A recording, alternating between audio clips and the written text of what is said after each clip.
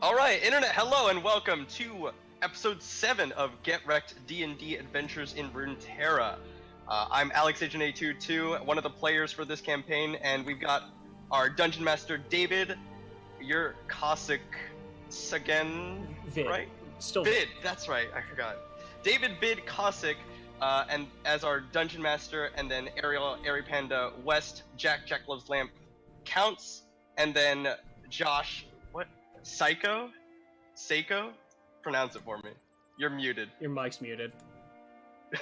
Seiko. How long have you known me for here? Seiko. Golly. In any Your case, name is Seiko? I've been calling you Psycho for years. That's either.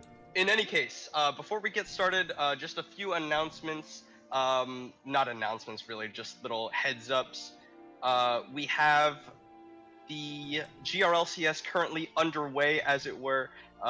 Programming for that is Sunday through Friday, is that correct? So Sunday through Friday, correct. yeah, every day except Saturday, so that we do not conflict with the primary stream of the LCS. Hosted by David and whoever he is casting with on that day, or not casting with on that day. Do you cast all of the streams? No, I cast... No, you don't do all of them. Sunday, Monday, Thursday, but yeah, it's Gotcha. the OUE sportscasters are the ones to... And they're doing a fantastic job. We have... What is it? How many weeks in are we? We're into week 3? So we have started week 3. Yeah, streaming week 2, 4. playing week 3, as of right now, technically. Oh, yeah, as of right now. Week 4 starts tomorrow, and then we'll start getting into streaming week 3, as week 4 is under play. We announce it fairly often, but we will go ahead and once more say keep on the lookout for Teamfight Tactics and Legends of Runeterra tournaments if that's something that interests you. We have added roles to the Get Wrecked Discord such that you can only be so that you can be notified via ping whenever we have announcements for those particular games if you don't want to be pinged about everything else. Is that correct? That's all set up? I don't want to misinform It is set up. Correct. Welcome channel. Pick your roles with the little thingy, it's easy. Yeah, using the reactions. It's all detailed there. I don't think there's anything else big we need to announce with regards to Get Wrecked programming. So, David, our Dungeon Master, will give us a little recap of... Oh, sorry. Megan Spia will not be technical or potentially next session. So, Spia Panapucci. So Spia Panapucci, played by Megan Glitter and Gaines, as some may know her, she, due to personal conflicts, has had to opt out of the session, so we have basically written out the character of Spia Panapucci. Luckily, we were at a pretty good place to do that, since it is sort of in a break in the action. Yeah. In any case, with that out of the way, we'll go ahead and let David go on with his recap of what has happened thus far. All right. So, last session, the party took some much-deserved downtime after finishing the case of the Tourmaline deal. Callie did some painting of her homeland, Tarsk found a new religion to follow, and Elgar forged a sword from the Noxian iron he stole, and he engraved it with the same runes that were on his armor, and granted it magical powers. Spia, on the other hand, left the party rather abruptly, leaving a note explaining she had left Piltover for a reason, and she couldn't stay here much Or a longer. reason. Well, I mean, she had, as she explained in the first, it was a boy. So, the ties to home may have been a little too much for her, and ended up removing her from the party's path. Now, down to 4, our party met with Victor the Machine Herald, who acted as sort of a figurehead for the Church of the Glorious Evolved, and they learned that he had goals beyond just upgrading his followers to survive the toxic conditions in Zaun. He's been in a long and bitter rivalry with former colleague Jace of Clan Piltover, or of Clan Geopara of Piltover, and now he has convinced the party that they should go to Jace's laboratory, investigate his research, and potentially sabotage anything that might work counter to the evolution. Now, the party is standing outside of Jace's lab cocktail lounge, getting ready to schmooze it up with the high society of Piltover. Yeah. And we are all dressed up quite suavely, yes? Yes, you are. last time when we last broke, didn't we just like knock on the door and get answered? Yes, you had just knocked on the door. Okay. Hi. What did that guy say? Oh, he kind of just greeted us, right? And then I asked how handsome he was, and he was a 12 out of 10, and I was jealous. Yes, Jace is hot. He has opened the door, and he is a very beautiful Seems man. pretty subjective to me. The DM said it. It's objective now. He's a triple threat. He can beat everybody. Hi, my name is Elgar. These are my friends. Guys, introduce yourselves. As I kind of just like, this dude's distracting with how good looking he is. Kalia, pleasure to make your acquaintance. I'd like to. My character's gonna walk up, look like to the point where he looks straight up at him. He's like, "This one's more attractive than the other two." Oh God, Tarsk. His name Point to is Thatcher and Elgar. Thatcher's gonna like force a smile and go, "My name is Thatcher. It's nice to meet you, sir." And so he's Jace is leaning against the door frame very, very casually. He's got a nice white dress shirt. The sleeves are all rolled up, and he's got this like black apron on, almost like a work apron, but it's kind of a cross between a work apron and a like a cook or server's apron. But he's just kind of leaning there. He just goes, "Well, I don't think I recognize you. You new around here?" Yeah, we're a little new. We're looking to invest. Show him the money, Tarsk. I'll look up at Elgar. Just, can we make eye contact? Do you look down at me? Yeah, I'll kind of like be waiting. I'll be like waiting for like you to hand him the money, and then when you don't immediately, I kind of look down at you. Okay, as you make eye contact, I'm just like, You don't have the money, or sorry, Jace. I don't take orders. We need to show him the money. Look, we are investors. I know this is a little serious. Please, Mr. Elgar. Yes, Elgar. No, that's perfectly fine. I trust suave-looking gentlemen such as yourself. Forgive me, it's been somewhat of a long day. Please, come in. And he steps aside and gestures to the staircase behind him. Follow up. Right, thank you. Go walk on in. inside. Yeah. Are there people mingling as we come in? Do we see other people? Who would be at No. So this is just a sort of empty staircase.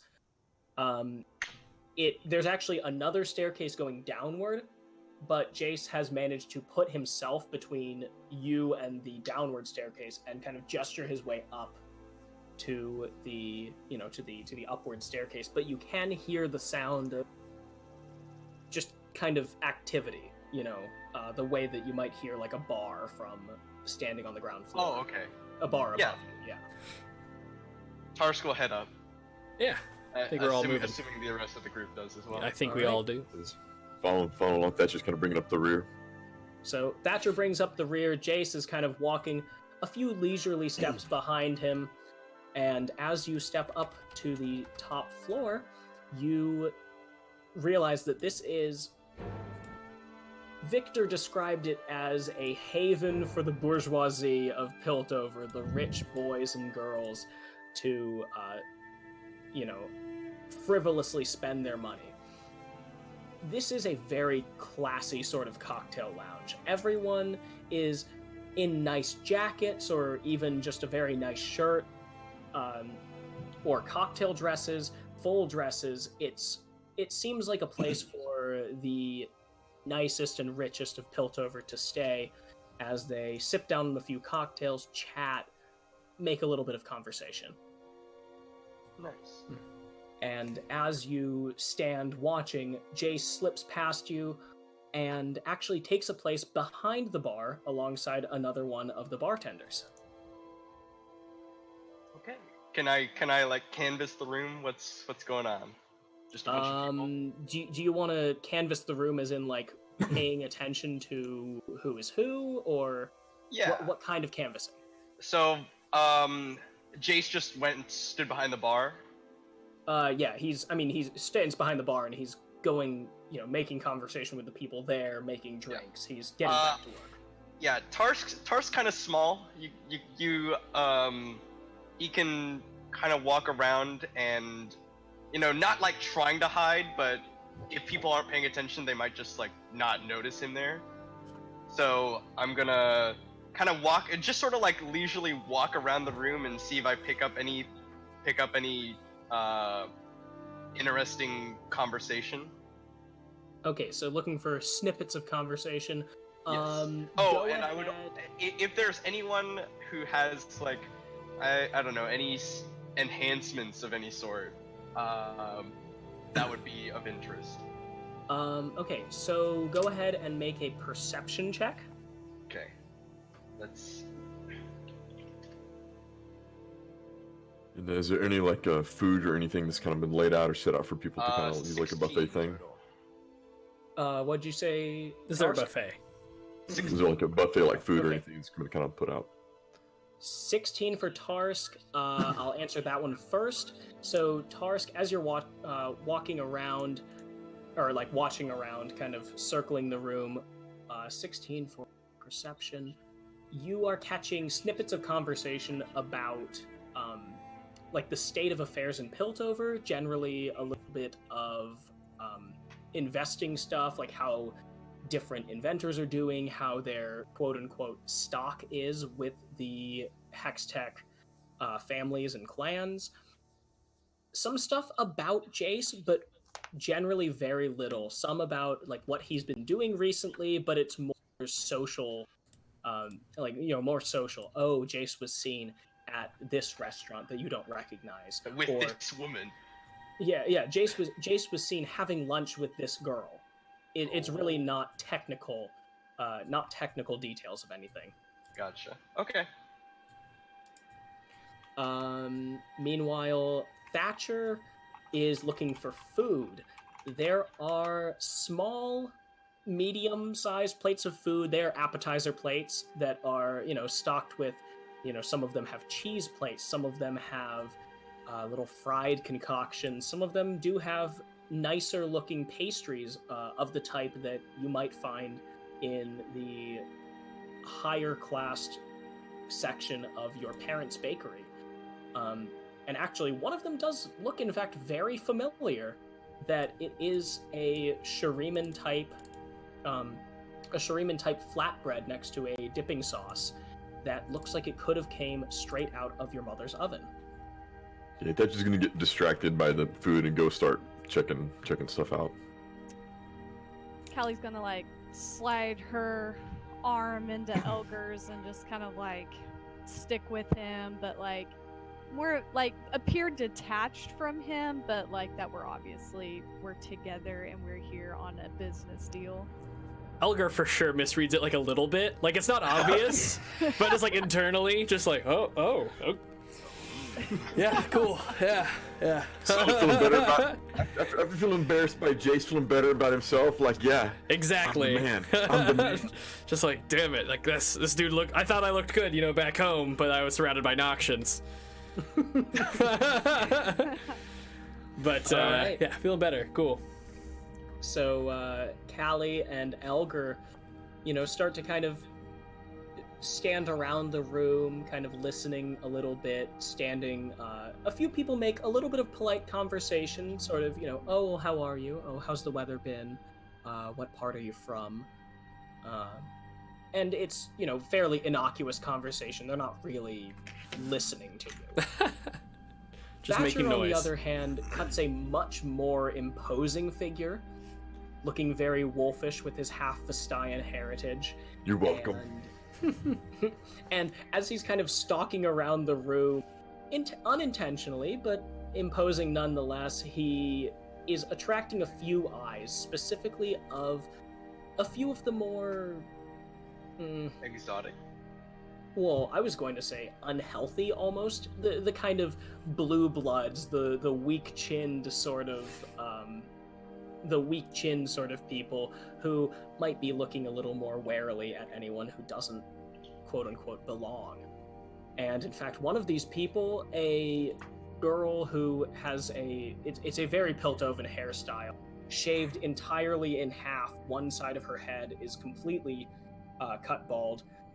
The other half hangs down on the side, and you can see it looks like tattoos, but really it is some kind of circuitry that just kind of traces along the shaved side of her head. And she, as you're walking by and kind of looking at her appetizer plate, tugs on the back of your waistcoat and says, "Oi, you don't look like you're from around here, eh?" No, I'm just here working on an investment with some friends over there, and I'm gonna motion towards Kali and Elgar and Tarsk, and I'm just admiring some of your baked goods here, your pastries and some of these breads. I mean, these are well done, very very well done, I must say. Ah, yeah, we get them from a baker down in Zorn. They're the proper sort of Zornites, right? And everyone in that kind of circle just starts chuckling, sort of uncomfortably, because they're not really sure who you are. She, on the other hand, isn't dissuaded at all and just elbows one of them. Hey, don't you think of that? Don't you think about that? It's the Zornites. They can't make technology worth a shit, but hey, they do make pretty good pastries. What you think there, furry boy? Yeah, well, I gotta tell you, the bread here really reminds me of some of the stuff that my mom used to make. She was a pretty known baker down in Zon. Whereabouts did you say that you picked some of these up at? Down right at the Entresol, the promenade, right there. Little bakery called Taste of the World, was it? I think that's where Jace picks them up. And Thatcher, you recognize that as the name of your parents' shop. You don't say. So, when was the last time that Jace? When was the last time Jace went down there to pick up an order? Would you say? Nah, he don't really go down there himself. What he says, he don't like going down there. Pretty dirty. Only the dirty people go down there. Sends someone else, does he?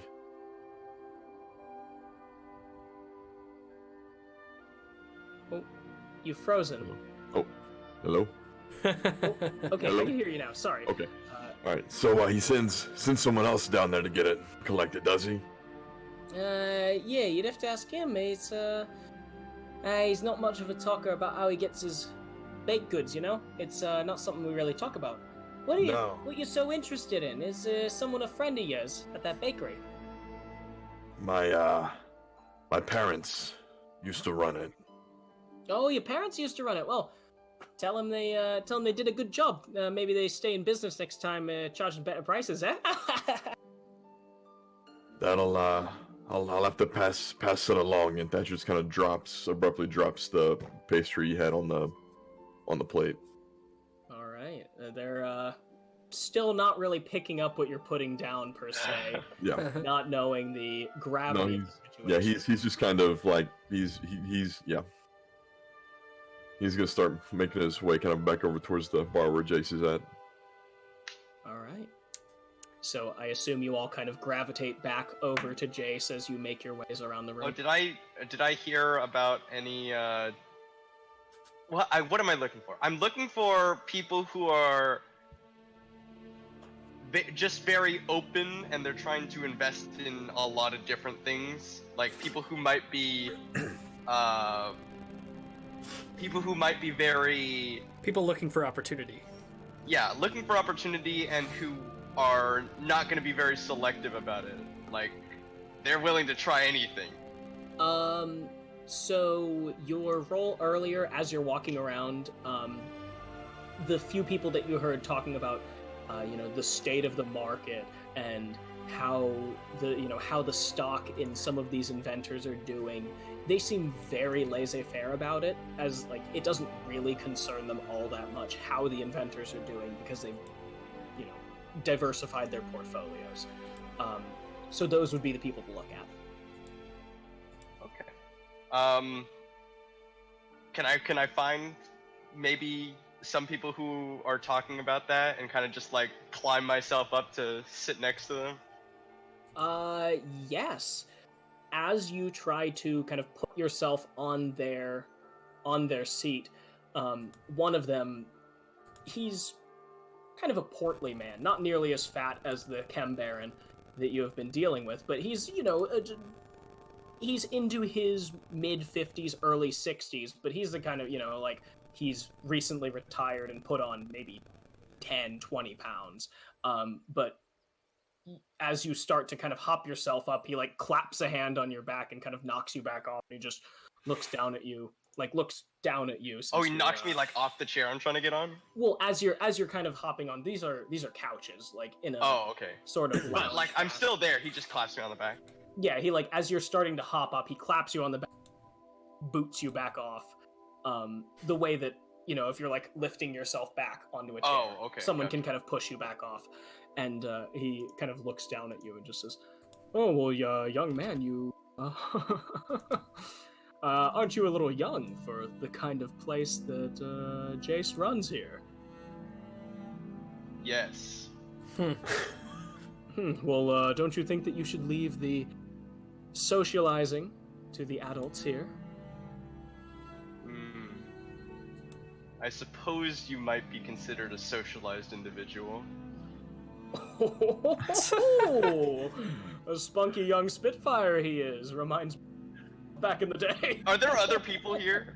Like, he was talking to people, right? Yeah, there's 3 or 4 other people sitting in this circle, and they're kind of waiting as he deals with you. But he goes, "Oh, a spunky young Spitfire, much like myself back in the day, right?"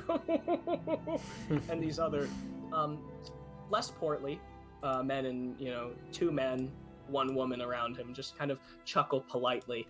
And one of the women says, "Well," or the woman says, "Well, young man, are you with anyone this afternoon?" Yes. I suppose my parents are here. Well, of course, as a young one, I always understood how, shall we say, unentertaining it was to have to deal with my parents when they were making new deals. Please come sit." And she scoots to the side a little bit and pats the seat next to her. All right, I'll take a seat. All right. Thank you. Oh, well, you're very welcome, young man. Such a nice-mannered young man, and kind of lapses that into another conversation. So the other 3 of you, Callie, Elgar, and Thatcher, have made, moseyed your way around to the bar, and you are, well, I suppose you could be waiting there if you'd like. Yeah, Callie's just been like holding this cocktail drink that was handed to her, but she doesn't drink, so she's just kind of sitting there awkwardly, and she'll like pretend to sip on it every now and then, just kind of glancing. Looks at Elgar and Thatcher. So, what are we gonna say? I mean, we convinced him that we're investors. We got in. I suppose. Oh man, we maybe really should have dug into what it means to be an investor. Oh no, mystery guest. Oh yeah, and hey. Jay's kind of coming down the bar. He's got his cocktail shaker and thumb on it, and he's just shaking it back and forth. Well, you made a fairly good impression. Well, I'm not gonna lie, you took me by surprise a little bit. I wasn't expecting anyone to come in and just say, "We're looking to invest." Well, we're new in town. We've made quite a bit of money selling off some of the things we picked up out traveling, and we're looking to invest. And, as he adventurers do. Pouring the cocktail that he was shaking, slides it down the bar. Just absolute refined practice here. Just he is wonderful at doing this while also seeming effortless in conversation, and just I've come across the odd merchant myself, but you really don't, well, pardon the intrusion, but you really don't look I mean, what are you? You're you have that look about you, that such practiced calm air. what are you, Ionian? And he's looking directly at Callie. Callie just kind of like tightens her grip on the Elgar's arm a little bit and sips the drink, but not actually drinks it. Just traveling the world, Ionia can be such a calm and boring place. Don't I know it? I have been to Ionia the odd time myself. You don't want to intrude, but you do look so stiff. Hopefully that drink will help you loosen up a bit. Yeah, it's been a, long traveling from across the sea.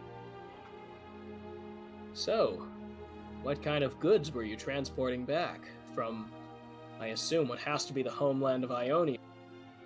Furry friend. We picked up a pretty large quantity of.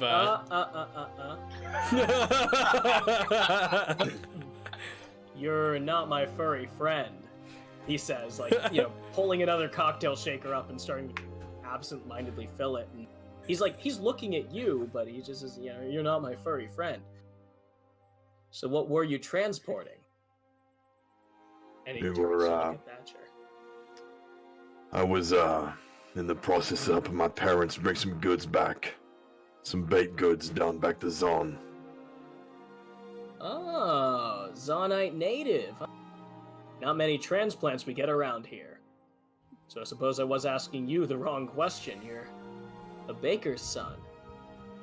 Well, there's fair share of good bakers down in Zon. I should know. I import some of their materials. One in particular, I'm told. Thatcher's kind of like trying to not scratch the top of the bar, but he's like knuckles are like, if they were white, they would be white. He would be white knuckling on the bar. If he weren't covered in fur. If he weren't covered in fur, he'd be The skin underneath is definitely white knuckling. The skin underneath is for definitely white knuckling. So he's like tensed up, like. I mean, he knows why they're there, but he's also like heard this bit of information he hasn't heard before, and he's just curious. The goods over there, those are marvelous baked goods you've got over there. Just curious. Yeah. Those had to be fresh. I understand, in order to have them prepared for this. Oh, which ones are you looking at? And he kind of like follows your general gesture and kind of gives a little. Well, there was the pastries, but what stood out to me was the bread from Shurima. Oh, yeah, the Shuriman flatbread. It's not so much a favorite of mine, but it seems to be a sort of a hit with the clientele. You got to do what's in the customer's best interest. But yeah, that stuff keeps for a while. I think I got my last shipment. Beautiful young little couple there down in Zon, down in the entresol level. What are they called? Flavors of Runeterra? No. Flavors of the world. Flavors of the world. Hey, you know them, don't you? You could say that, yes. Who would you say of? Who would you say of did you send down there by chance? Oh, one of my bartenders. Oh, well, he's not working tonight, but I couldn't have sent him less than a month ago. It's hearty stuff that Shuriman bread keeps for a long time. So, baker's son, Ionian's apprentice, young. Well, actually, what are you? He's just kind of, shoving that out there at Elgar.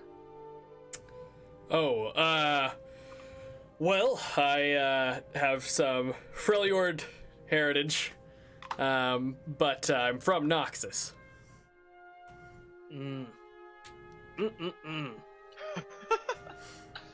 Horrible things that Empire is doing. Taking away Callie all kind of of like them. raises her glass. It's like, well, I mean, lots of horrible things, but no discrimination or anything within their walls, so it's not all terrible.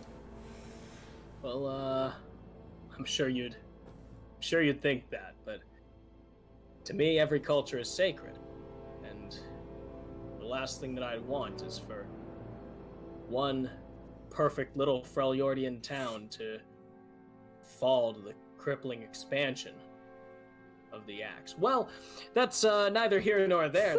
I don't want to get involved in politics. It's against my nature as a businessman. So, you merchants from Shurima and the Freljord and Noxus and, well, our downstairs neighbors in Zon. What can I interest you in? It seems like a queer sort of group of investors.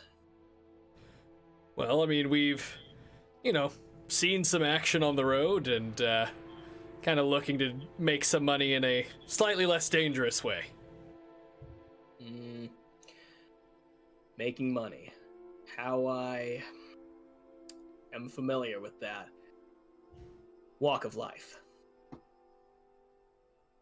Yeah, I mean, being a blacksmith isn't the most profitable thing at times. Neither's real estate. Right, we learned that one pretty recently as well. Hoping that maybe this would be a safer investment. Well, I could ask you what it is you're looking for. Just the money, perhaps, or possibly you're looking to invest in a specific technology. I do come from all sorts of different research enterprises. I could show you basically anything that you needed. Yeah, I think technology would be a good investment, especially after the little tour we took of Zon. Seems there's some augmentation stuff going on. I don't know if that's something you guys do up here, but definitely technology seems to be the future.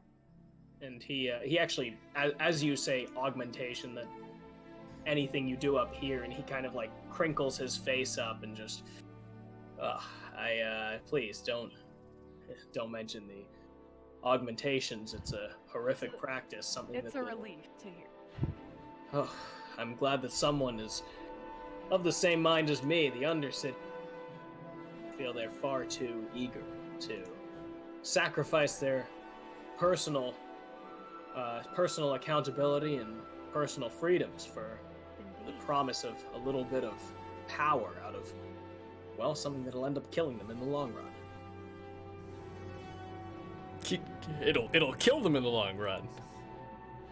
Of course, Chemtech, it's filthy. It's a dirty practice fueled by some of the outputs that we have, the cost of science and Piltover. It's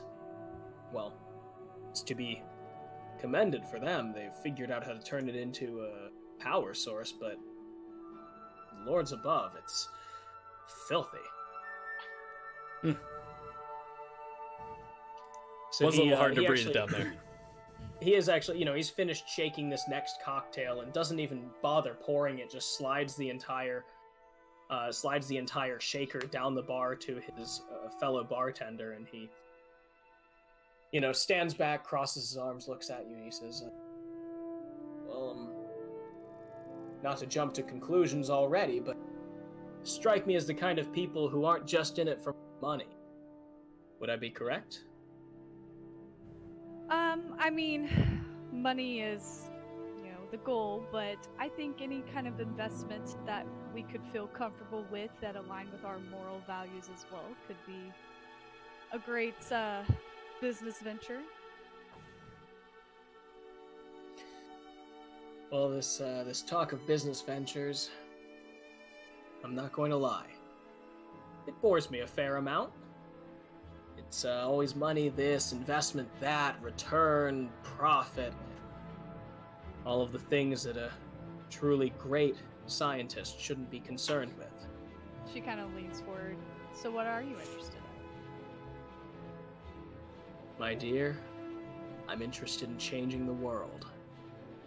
And he, takes the apron off, tosses it onto the... Here, come with me. And motions to the bartender and just starts walking out walking over to the stairs. Alright, yeah, she follows. And Yeah. she, kind of tugs Elgar and, nods at Thatcher. Yeah, I'm just like, oh, yeah, just following. Thatcher still silent, kind of nods when he realizes he's clawed up some of the bartender, so he takes a napkin and drops it over the bar and like. Callie kind of pats his Thatcher Pats- her drink like nonchalantly as she walks by. Tries to hide what he's done to Jason's nice bar and is like, you know, just falls behind. Scratching bits out of the bar. It's like, oh, I have to cover that one up a little. Honestly, I have no idea what happened. So let's cut back to Tarsk for a second while Jace moves on in this chapter of his research. So Tarsk has been with these investors, bankers you've sort of gathered. They're a little less venture capitalist and a little more sort of like safe capitalist sort of investors, and they are they're dancing around, talking hard numbers. They're kind of, it seems like especially the woman is kind of softening the blow for you and talking more about who is a good investment and who is not a good investment. Okay. Have they've been talking to each other about it? Yeah, mostly talking to each other. Not really. Yeah, but addressing like, you. have they named any investors? Yes. One of the two men who is not the fatter man has mentioned. Or sorry, investments, like targets of investment. Sorry. Yeah, the man closer to you. Yes, it's woman, you, man, fat man. Gotcha. And so the man closer to you has mentioned his recent investment in one of the trips of the young explorer Ezreal. Oh, interesting. Who's that guy? So this is like, I don't know how to do this, but the idea, what I want to do is just from what I can, like, Tarsk doesn't know anything about these investors or like what they're trying to get into, but can I, just based on everything that I've heard from them, like talk as though, so that I sound like I know what I'm talking about? Make a deception check. Oh boy, let's see. What's my deception? Are you trying to say anything that might be considered technical knowledge, like names of people to invest in? Yes, or... like that I can gather purely based on what they've said. Okay. Make it with disadvantage. Oh shoot. Okay. 2d20. Oh. Okay, that's actually not that bad. What's my deception is +4, so 15 total. Okay. So after kind of absorbing this for maybe a minute or two, really the amount of time that the other three have spent with Jace has been less than 5 minutes.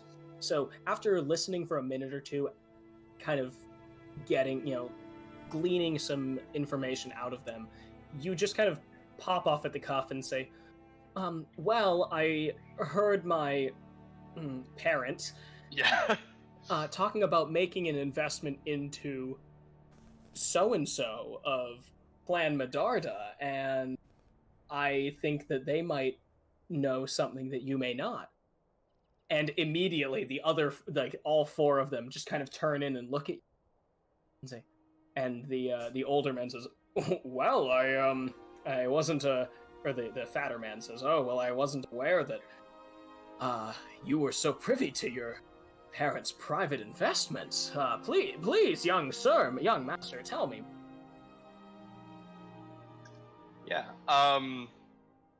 I'll try and be like vague about it, but like keep the idea that, oh, this guy actually kind of knows some of what he's talking about, type thing, you know.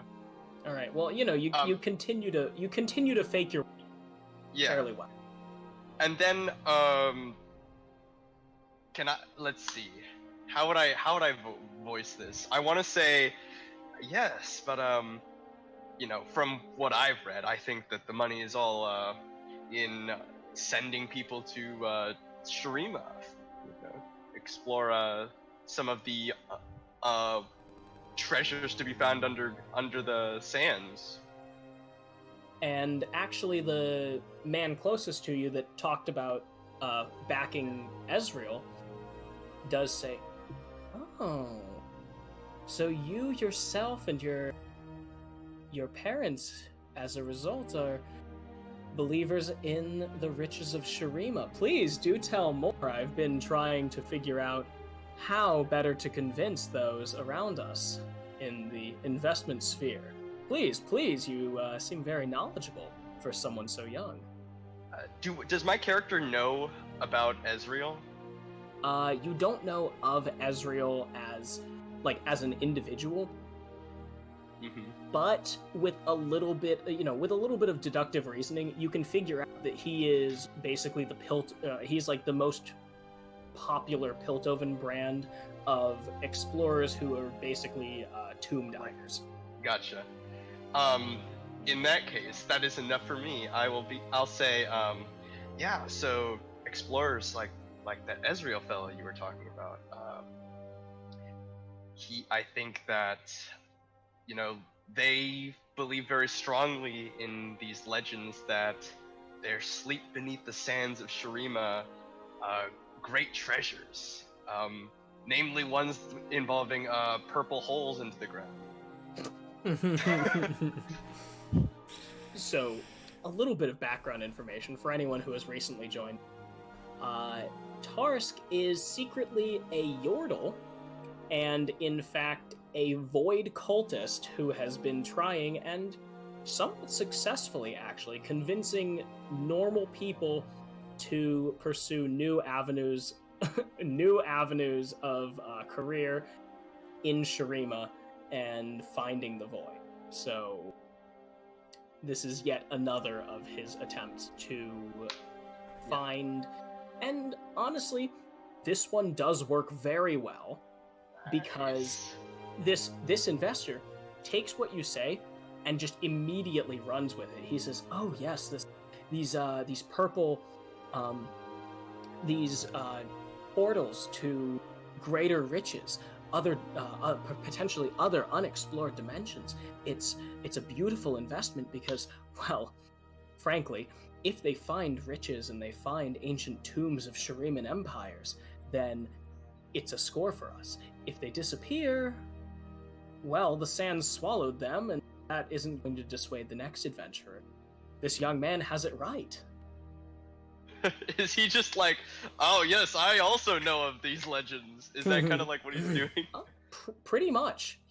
He knows of the tombs of emperors and things that other explorers have found, but you bringing up these ideas of giant purple portals in the ground, he's standing here and telling his friends, if everyone invests in these things, then we're all going to make a lot of money, because either we find riches or we find these purple portals, which could be pathways to other dimensions, or is ever going to see these people again.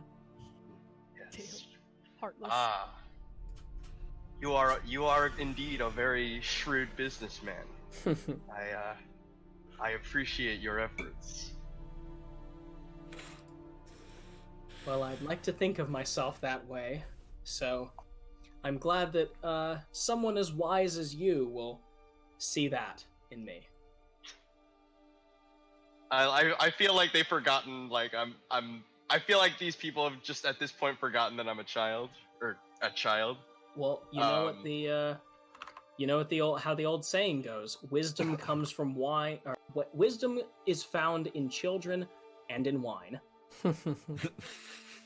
Yes. And yes. they are imbibing in a fair amount of wine.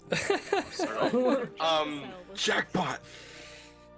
I'll continue listening to what they're. At this point, I kind of I'm not just go silent, but I kind of back down a little bit, seeing as I've kind of gotten what I wanted. But I'll continue to sit there and just listen to them talk. But as I'm doing that, I'm not doing anything. But do I notice when Jace leaves with the rest of my group? You do, yes. Okay, cool. Yeah, you've been keeping aside most of this. Most of this conversation Callie's because been glancing at you too. Yeah, Sure where we are. You've generally been keeping eyes on each other, so. Dasher's paid you no mind. 0.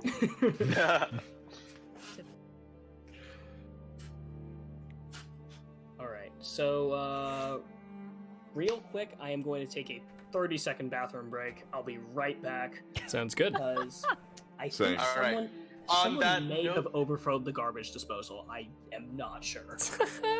On that note, we are going to take a short break. We'll throw up a standby screen, and we'll be back in maybe a minute or so with the continuation of GrDnD episode 7. Thanks for watching, everybody.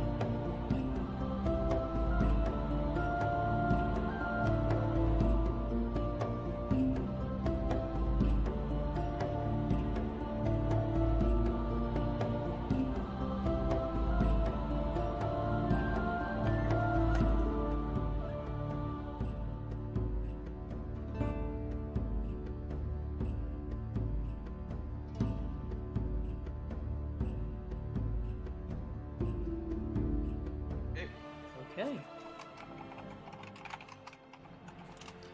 Alright, so, when we last left our party, they were heading with Jace down to the metaphorical belly of the beast because he is taking them to his laboratory. Day, what are you doing in my laboratory? Day!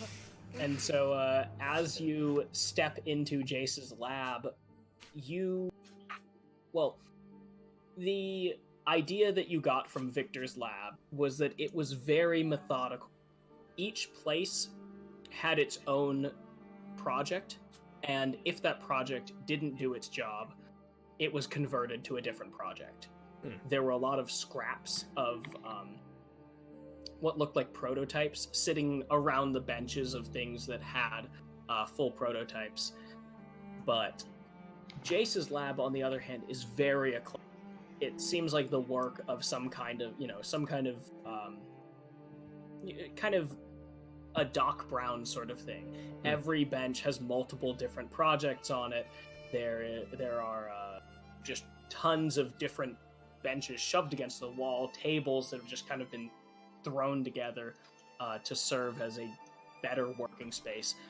And against the wall, directly to your left as you come down these stairs, is a great hammer. Literally, I mean, a great hammer. A handle 4 feet long, a head larger than Callie's torso. For Oh, do we walk by it? Yeah, you walk by it. It is mounted against the wall as you walk in. And Oh, Jace I just kind pick of it up. passes it. No, I mean it's like against the wall. So Can I go pick it up? You can certainly walk over there. Okay, I'm gonna walk over to it, and as I'm walking over to it, I'm like, all this talk of science and all you made was a big hammer, and I'm just like going for it to like see how much it weighs. Please, Elgar, don't touch that. I appreciate your group's love for science, but I'm afraid if you touch that, I'm going to have to kill you. Oh, okay. Well, I mean, I'd like to see you try, but it's fine. I'll leave the hammer. Kind of rolls her eyes. I wouldn't have to try. Okay, wait, hold on. That's not. I mean, look. You're a good-looking guy. Obviously, you're very smart. You've got a lot of things going for you. Your shoulder, go. Elgar. Well, look. I mean, I'm not picking a fight. It's cool. We're cool. I'm just, I'm a lot bigger than you, right? Like, I mean. So, That's just gonna take a big step back. No, look, I'm not trying to pick a fight, right? I mean, like, he's a very handsome. I already complimented him. Even I said he's a very handsome guy. I just, he's saying it'd be easy to kill us. I'm just, defending ourselves here. Callie just chuckles and she's like, "Well, we don't need to find out, do we, guys?" Tarsk, Chase, where you at, boy? Progress further. Right. Yeah. Look, I'm sorry. It's cool. We can move on. I apologize, Chase. I'm sorry to bring up such a sore subject, but I honestly I just like muttered to myself, like, no, like I'm just like, well, it's not really sore, but it's cool. Like, I'm sorry. I can't allow anyone to touch the Mercury Hammer. It's far too powerful of a weapon to fall in, and I don't want to say that you're the wrong hands, but hands other than my own. That kind of leans into Elgar and goes, listen, I'll let you beat me in arm wrestling later. Will that help? Oh my god. Look, let's move on. Let's see what Jace has to say. So you're interested in science? And he kind of like pulls his hands out and just turns around, like facing you, and just hands out gestures to all of the different things on all of the different workbenches. I'm afraid that it isn't quite set up in a way that's perfect for investors, but being people of like-minded determination, I hope you understand. So I'm gonna kind of like start like just sort of wandering around, not getting too close to things, but kind of just looking at stuff. Feel free, this is a sort of touch and show museum. Nothing here should shock you more than a little bit of discomfort. As I kind of like walk around and look at stuff, so you're trying to change the world. Which of these is your best shot? Well, I dare say I am succeeding, but with the Mercury Hammer being my pièce de résistance, the defense of Piltover at this point is unfortunately solely in my hands. There's not so much that I can do to protect us from the Undercity without being able to procure the necessary parts to put together another hammer. So you're building two hammers.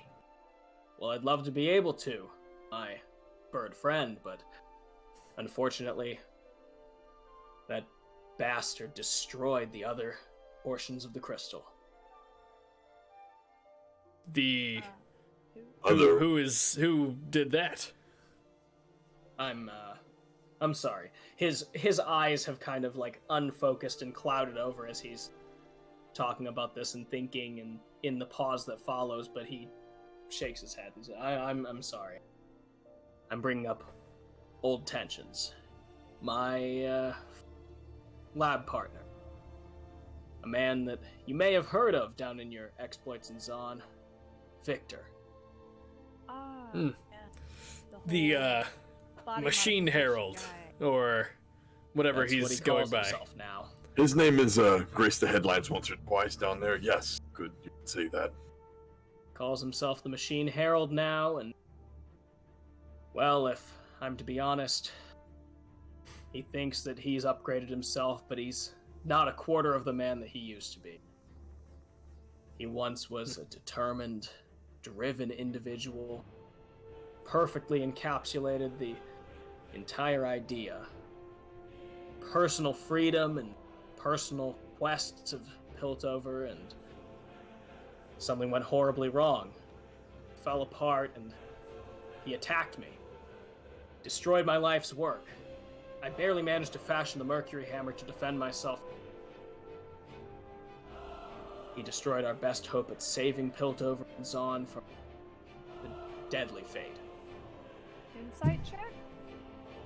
Go for it. 17 plus 3, 20.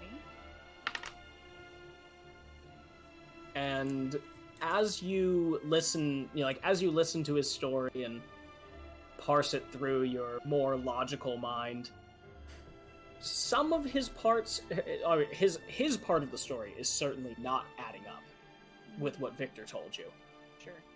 And at this point, you're slightly more inclined to believe Victor than you are Jace. Something here couldn't have been right, because Victor mentioned that the Mercury Hammer had been created before the two of them finally fought.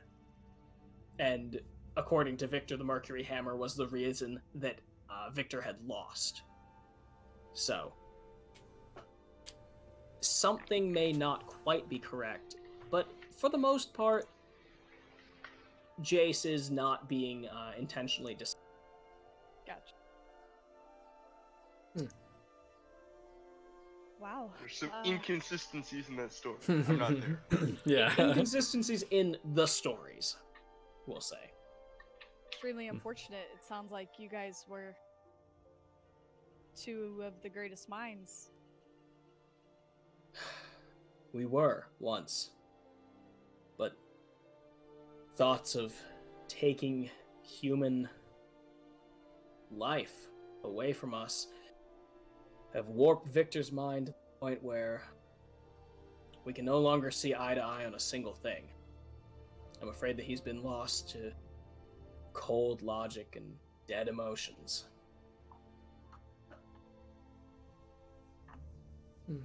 Well, But So no if matter you- there, I have many things to show you. What wonders that technology can uncover.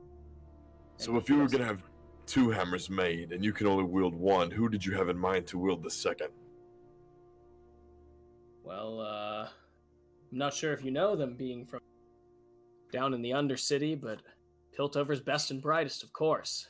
The sheriff herself and her hot-headed enforcer. One of them may be a little more suited carrying the hammer than perhaps a simple inventor like myself. And the wink he gives Callie after saying that tells you enough to know that he doesn't really think of himself as a simple inventor. of course. So, you changing the world is defending Piltover? Defending Piltover, defending human freedoms, and trying to better the world a little bit at a time while I do it. And he picks up this like little round backpack looking thing and tosses it at you. Yeah, you catch it easily, and he says, check out that thing, for example. Open it up, please. When you open it up, you expect to see like a normal backpack, the bottom. There is no bottom. It just keeps going. This is, I kind of like look at the bottom side of the bag. I'm just like, this is pretty fantastic. How did you do this? I like stick my arm in it. Just like, you stick your arm in it, and if like, you're a big guy, you're like what, 6'2", 6'3", mm-hmm. and you know, it would have stopped like right about at your mid upper arm. You get it to your shoulder. Dang. And your fingers wiggling, you can't see or like you can't feel anything at the bottom.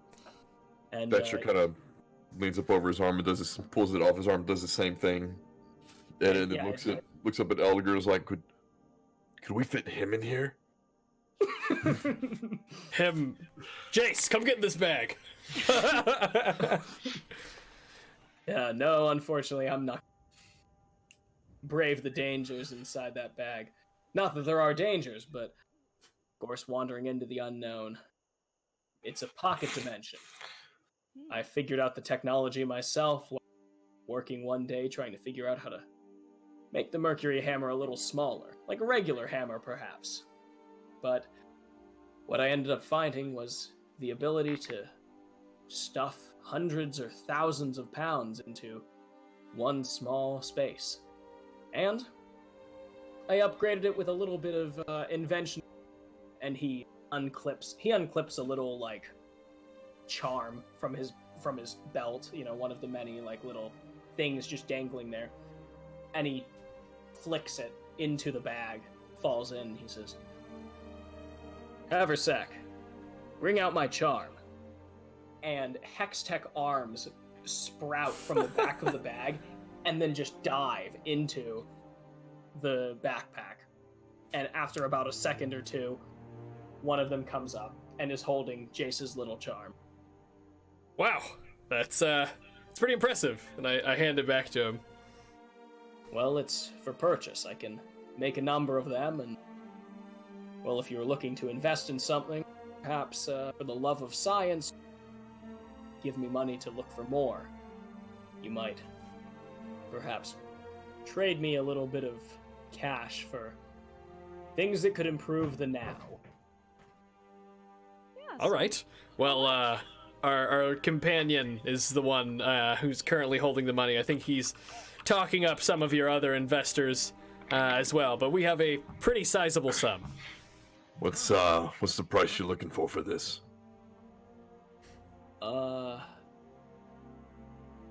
What? I left all of my books in the other room. I'll be back in a second. All right, let's kill him and take the hammer. pretty cool. Well, I mean, Jace is still right there. No, I know. I'm just joking. Today's Just opposite like day, stand right? right in front of Jace. Let's kill this guy and take the hammer. There's all this talk of changing the world, but I'm not seeing any results. I built a hammer that can drive a nail in. Okay, I'm back. That's world hunger right there, baby. We're just bashing Jace. I want at this very moment to Tarsh to be thinking, poor Elgar, always around people so much superior than God damn it! All right, we'll see how superior he is. No, I'm just, just kidding. So how much? Well, I usually charge a little bit more for investors who come into my lab, but for you, someone who seems genuinely interested in bettering the world, a low price of 350 cogs, that should be enough. I'd like I to see the rest. I haven't counted our money, but I'm just like I'm sure we have plenty. I think. You definitely have. Just Yeah, out of like, cool. I'm not there, so there's no reason for me to check. But would I have known how many cogs I have in this bag that it was given to me? Yeah, I I think we mean- counted it out, didn't we? Yeah, it was a crap ton. It was I like don't think anybody Like, counted it. what is a crap ton in Cogs. numbers? Convert crap ton to cogs, please. Yeah, a crap ton of cogs is approximately More than a buttload. But less than a shit ton. in the low thousands, between like 2 Nice. and 4,000. Dope. 4 digits. Yes. It was like that. Or Tarsk went through the trouble of once he started to kind of thumbing through them. He was like estimated 100, estimated 1,000, and looked at it and was like, okay, there's like 4, maybe 5 times as much as that. Cool. Yeah, it seems like we're definitely interested in the bag. Oh, is that all? Just 350. No problem. Maybe a package deal. We'd love to continue to look around and invest in. Well, of course, you seem like worldly people. I'm sure these small trinkets could do a lot of good for someone traveling the world, solving the problems that befall it. Someone such as yourself. And he just, shoots another like sultry look at Callie. I see that and I'm like, so, which one of these inventions, would purify the air in Zon, for instance? Really change the world for them. Well, Pollution's a real problem. admit that I haven't been working on that as hard as I should have. It's between you and me, it's a fairly well-known fact that the better that technology gets here, the Overcity, the worse it gets down there. Living conditions are absolutely abysmal now. And I admit, I'm scared. I don't want to push the envelope. I don't want to try and make a breakthrough in Piltover, Doom's on for eternity. Can I insight check that? Insight check it. Why? Because if things got too bad, you might actually have to use that hammer? 10. Oh. He's getting ready for this. Well, he keeps shit-talking me and flirting with our friend and acting all smug. So, God, I wish it were certainly, he's not telling the truth. Oh. Like, what he said is not the truth. But something in you feels inclined to believe that he's not trying for... he's not trying to fix Zon's problems. Right. A little more for personal reasons, or personal reasons or emotional reasons than it is for, say, hatred of Zon. Sure. You want to believe him, but you can't quite. Yeah, there's something. There's something in there that's like, that the BS alarm is going off. Right. Of course, there's so many different things that could help better. It's impossible for one man to focus on all of those things. And for that is my greatest regret. I'm only one man, and as much money as everyone's willing to go at, it's not enough. I need greater minds. Victor, I thought that he could be my partner in saving the world. The two of us together, we could have pulled Piltover and Zon out of their slump years ago and moved on to fixing the problems of Noxus and Ionia, these tiny little squabbles. I mean, but of course, that's neither here nor there. The world keeps turning, and I keep inventing. So what have you accomplished other than this impressive, endless bag? And will admit to you, I haven't really done as much hope for world-changing devices, and instead I got trinkets and oddities.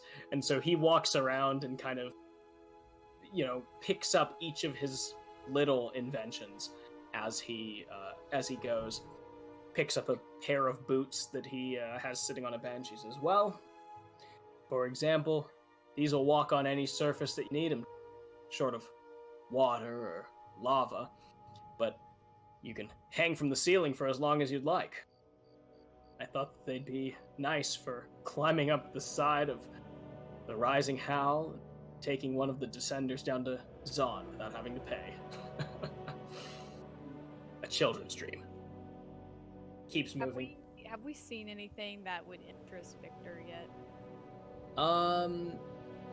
In this little trek, aside from the Mercury Hammer itself, there have been nothing super apparent. Each of you go ahead and make an Arcana check. What is Bum bum bum. I have advantage. Oh, this one. Oh, because of the wisdom. I was like, Yeah, 8. natural. I'm getting a total of 14. Natural 20. My So dice 20. actually added up to 14 too, but 14 is my total with my modifier. All right. So the 21 Hell yeah. Ooh. means that I have to consult the DMG. All right, there's when we're like kind of walking around, I'm gonna kind of do an aside to Thatcher. You think if we stuff that hammer in this bag, we could get it to Victor? You think you're gonna be able to lift that? All right. Look, this isn't the time. I'm just saying we've got to pick it up, put it in the bag without Callie's him walking looking. With, Jace, I'm assuming. Yeah. I was kind of more of like trying to get him aside while you kind of were walking ahead to look at the next trinket. We have to pick that thing up, put it in the bag without him looking. I mean, we could get maybe. Oh, it is pretty heavy. Damn. Otherwise, I would have you and me pick a fight over there. Maybe have Callie stick it in the bag. But, could she put it in the bag? I mean, she beat you. You said, could she pick that up and put it in the bag? I mean, she beat me. She's pretty nimble, but I mean it's a pretty big hammer. Like she could probably lift it, but like diligently enough to get into the bag might be hard. I mean, do you want to go pick up? Do you want to go have a lover's quarrel with her over there, and then I'll put it in the bag? Got it. I just want to walk up and I just want to like position myself just like right between, and I left the bag with him. I just kind of like shove my way like a little obviously like in between Callie and Jace as they're walking next to each other.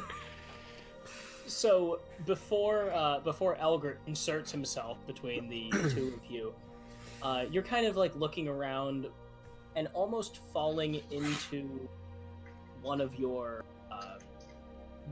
Blade Dancer trances, where you kind of connect yourself to the outside world. You focus your energy and you kind of feel the magical flow of energy around you. And one thing Spin in the life particular, force. exactly, one thing in particular stands out to you, and it is a small, unassuming looking cube just sitting there on one of the benches. I think that probably like she would motion toward it, like so as Elgar and Thatcher are off talking, maybe like put her hand on Jace's shoulder and kind of point that way. Oh, I see that you have a practiced eye, and he kind of puts his hand on your a little, more intimately than you intended. Yep, but that's what happened. And he says, that's one of my more curious inventions. I was working with repulsor fields, you see, and trying to figure out how to harness the magical energies of thunder waves and force, and, well, I stumbled upon this. I managed to trap the natural energies of repulsion into one cube, and, well, this is what we have. And he picks it up for you and just holds it out, and you see there on each of the sides there's a different shaped button. One is in a circle, one's in a square, one is kind of offset a little bit in a diamond, and he kind of like not really twirls it, but like Shows manipulates it in his hand to show you faces, and he says, it's a significantly powerful item, not born necessarily out of technology, yeah. sort of a marriage with magic, a techmaturgy of sorts, if you will, and he reaches out to put it into your hand. This is where I shove in and I just like knock it to the ground. and Elgar kind of inserts him, like knocks it out of Jace's hand before Callie can get to it. Callie dives for it because she's felt the magic. She doesn't want any damage to it. All right, acrobatics. acrobatics 5. Don't roll Did you one. say 5? Oh boy. You dive to the floor and it kind of like hits your hand. Oh, I rolled a natural 1, but plus 5 is 6. Oh. Oh no! Oh no! 6. I didn't mean for this. David. 6 total. 6 total. Modifier. Yeah, but you roll a Modifier. natural 1. But nat 1 is So, when so you the, roll a nat yeah. 1, Yeah. so the nice thing the about dress is too tight, you know. she like bends double immediately and just like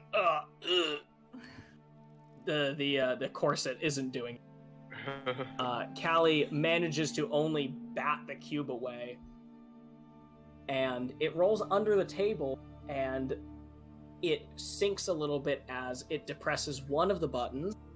Oh, And golly. oh boy, I'm gonna have to do some more for this. No! I just was kind of just trying to like interject as they're kind of having a moment and just kind of like knock it on the ground like, oh. Elgar, in which Elgar manages to simp so create a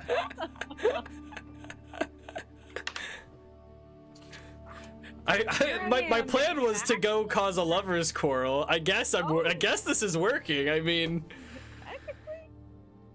not exactly as intended. I just more wanted to like cause a scene. But all right. So out of character, Thatcher get the hammer.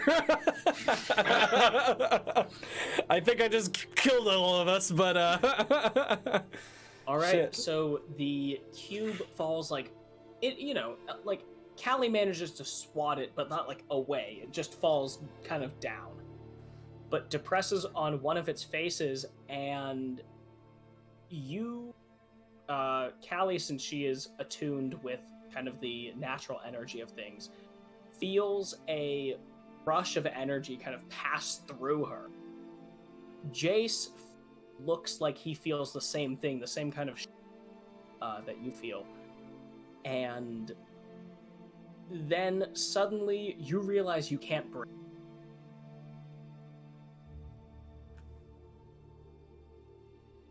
can I breathe? You Wait. You cut out. No. David. Oh, the other two of you can breathe. Callie cannot. There I just is look no at air. Jace, like, And he has the same shocked look as he like holds his hand around his own. okay, so like, and I'm Okay, Well, this wait, commotion- okay, Like a shit. few seconds, Well, Can this I tell commotion- what's going on? Oh no! Sorry, I'm not trying to my bad, Thatcher. No, would all this commotion distract Thatch? Like he would hear all that fall and he would turn in that direction. You only hear the sound of something falling to the ground. So if that would pull your attention, Yeah, then he's gonna kind of like look around because Thatcher wasn't supposed to be making any kind of like big distraction, not like that. So he's gonna just turn around to see turn his head to see what's going on. all right, I'm like, you I'm clutching my throat. yeah, you see Jace and Callie standing there, seemingly in front of nothing, and the two of them just facing each other, holding their throats. Elgar standing just to the side of them and looking absolutely bewildered as these two are choking to death. Okay, I want to like pick up the cube real quick and see if I can figure out what, I don't know, if there's anything to help go, what, is there like another button that would like undo this, right? Like that's... All right. As I'm not acting quickly, like I see this, and I'm like, oh shit, and I like get the cube. yeah, so the cube is like, you know, like 8, 9, 10 feet away under the bench. Alright, well, I'm just gonna Elgar- fucking flip the bench. Okay, so yeah, so I mean, Elgar like kind of pushes the bench aside, light enough that he can, and he ducks down, grabs the cube, and as he stands back up, you know, like kind of as, like, you know, as you bend down, you kind of exhale as you're like compressing yourself. Steps back up, inhales. He has no air. Now that I've touched it, I have no air? As you've touched it. You're Oh sitting back no. up. I have no air. Okay, what can I figure out as I look at this thing? Like, one face that was pointing, like the one face that hit the ground, is depressed. It is pointed down. It has one little circle. If I press on it, does it come back out? Nope. All right. I grab like actually, okay. Okay. Yeah, I'm keeping initiative order in my head. I'll survive for. Oh goodness. Yeah, Wait. So say, I think we have like 5. It's your Constitution modifier. Holding your breath is your Constitution modifier plus a number of points. Yeah. Well, I and so I push the button. It doesn't work. Does not work. I hold it up to Jace and I point at it. Jace, in turn, grabs it from you and hits the opposite side. Can I breathe? Yes. Can I breathe? Yes. Oh my gosh. The rest of you can breathe. You were gonna hold your breath that whole time, weren't you? Me? Elgar was like just Elgar's sudden release of Yeah. in fear, like he was trying to hold it the whole time. Oh, God! Wow. Whew. Callie just like drops to her knees.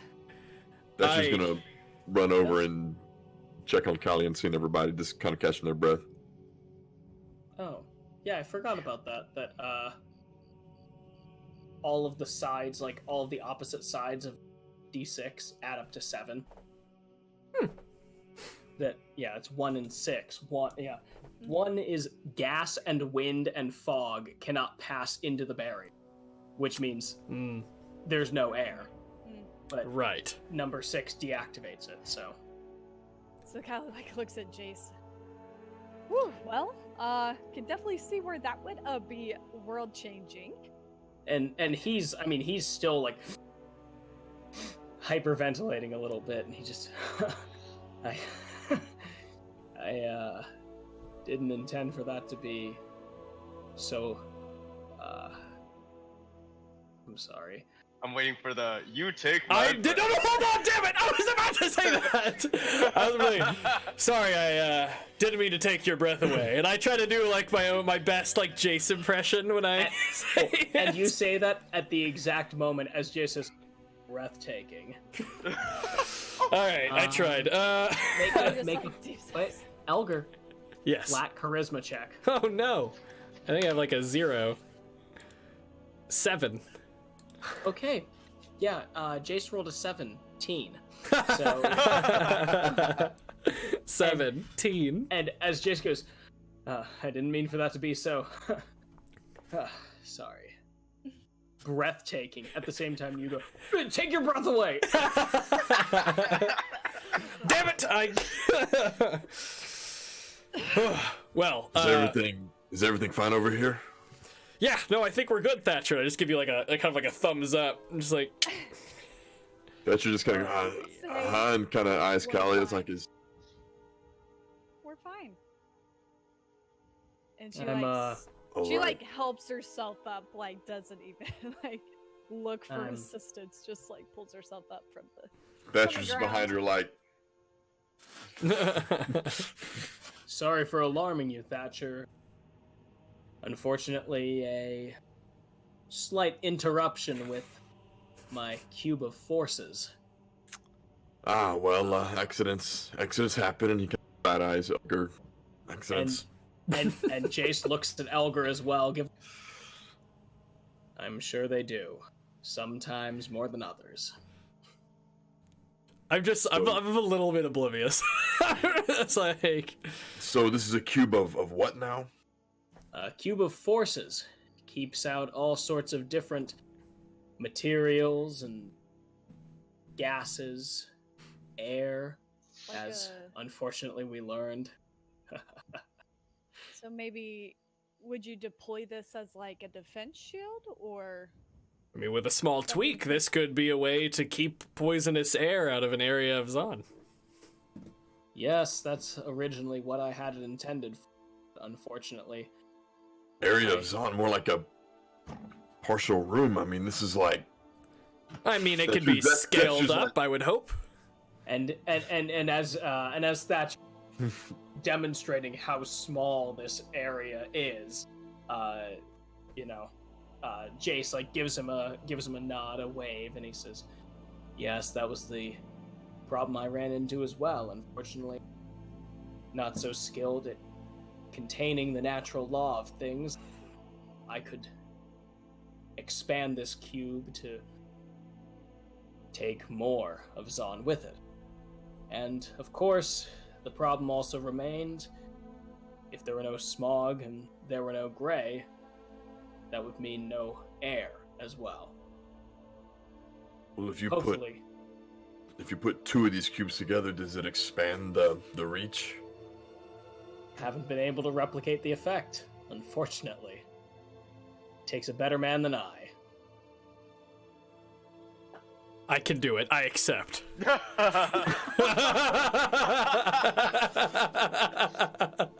And the two, like, literally, you start laughing the moment that you say it, and Jace just laughs way, way harder.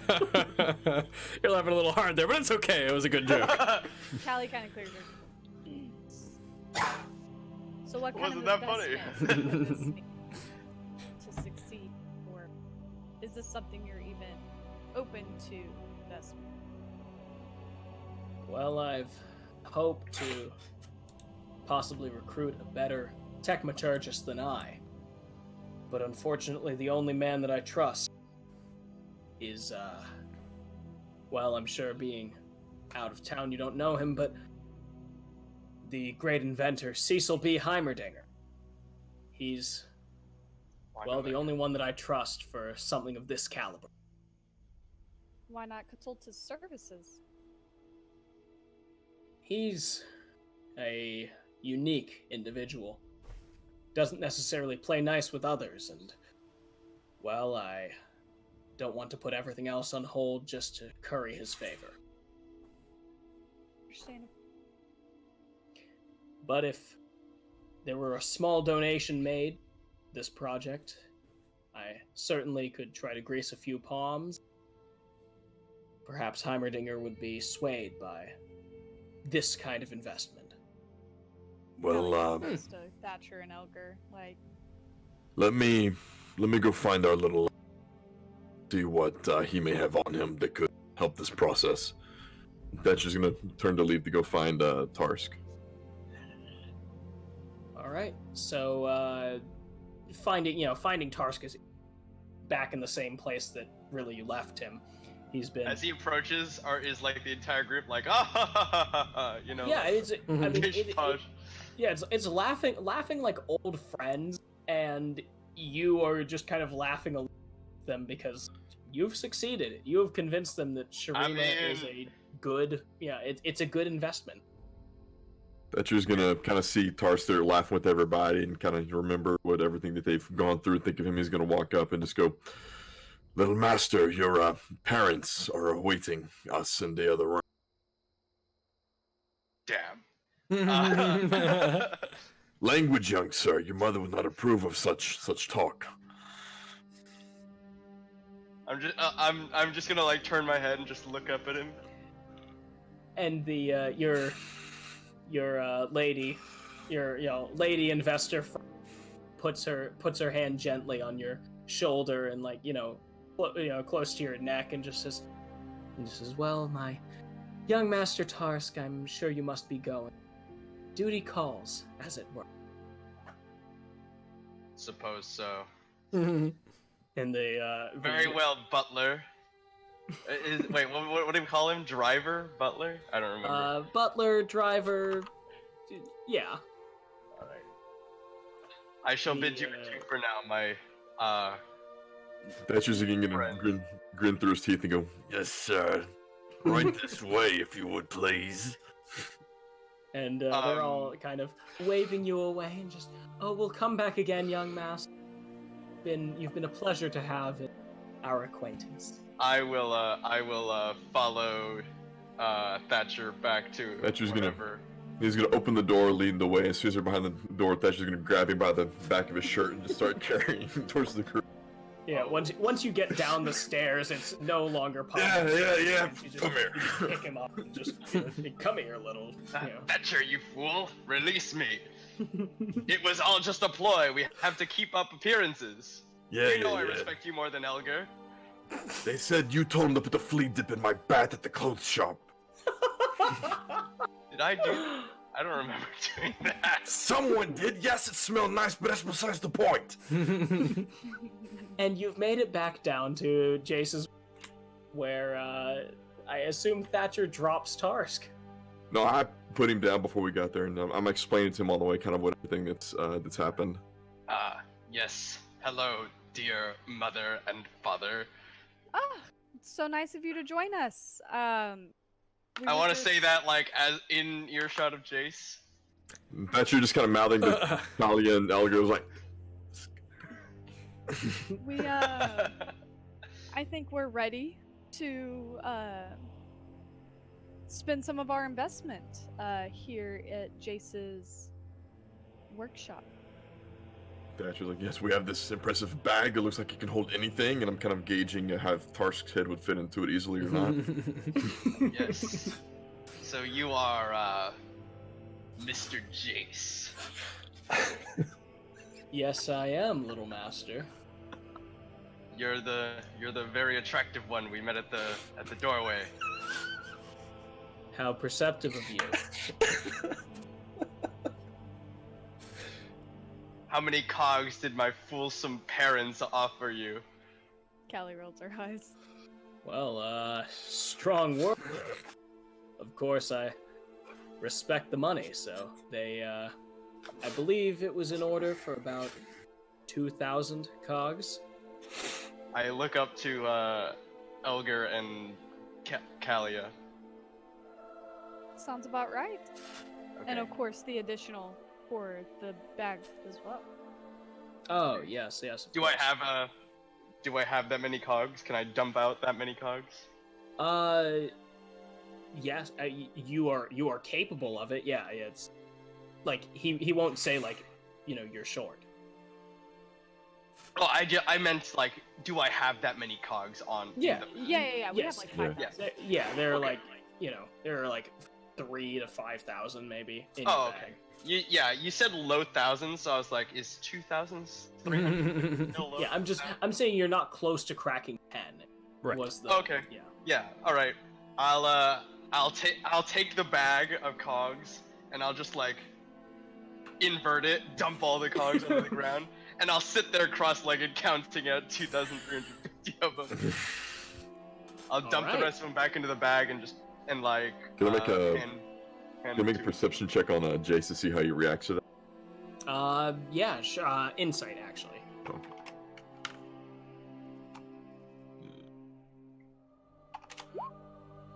Ten. All right. So actually, for basically everyone watching, as Tarsk, pulls this giant bag, like the size of his head, of coins out, and then just upends it onto the floor, sits down, and then just starts sticking it in piles.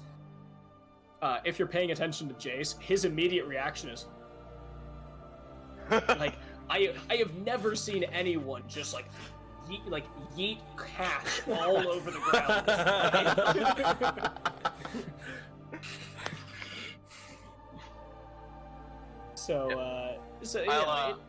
I very carefully Tarsk makes sure. return the rest of it, but yeah. I want I'll to press another button, but like not when other people are in danger, because now I Alright, know so- that button like turns it off.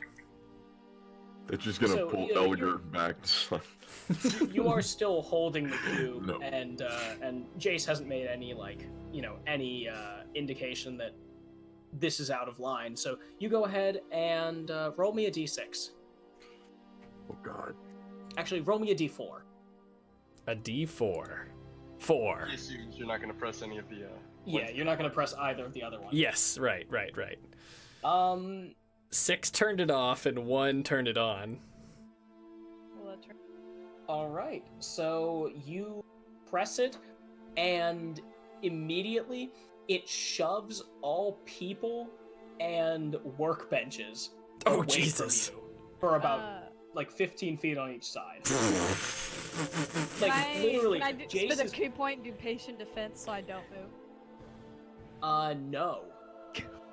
You start to see the benches. Is it like a forceful thing? And yeah, so it's a Or do I shove. just like sitting there slide across the ground, just like? No, it's a full-on shove. And so the Okay. cogs are gonna go flying everywhere Oh, too. good shit. Yes. Wait, did you do that before I was able to like put them all back in my bag? Nah. Oh no, I assume that you finished you've handed them to Jace. Oh, okay. Yeah. But the stuff that's in his hand, he gets lurched sideways. Callie, reacting very quickly, sees everyone starts to jerk away from Elgar, and she goes ahead and steals herself with magic, but it doesn't do anything, and she just kind of oof. Very unexpected. Have I hit? Do I just go?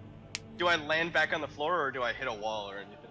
No, you land on the floor. You were kind of sitting in the benches, and so you directly away from it. All right.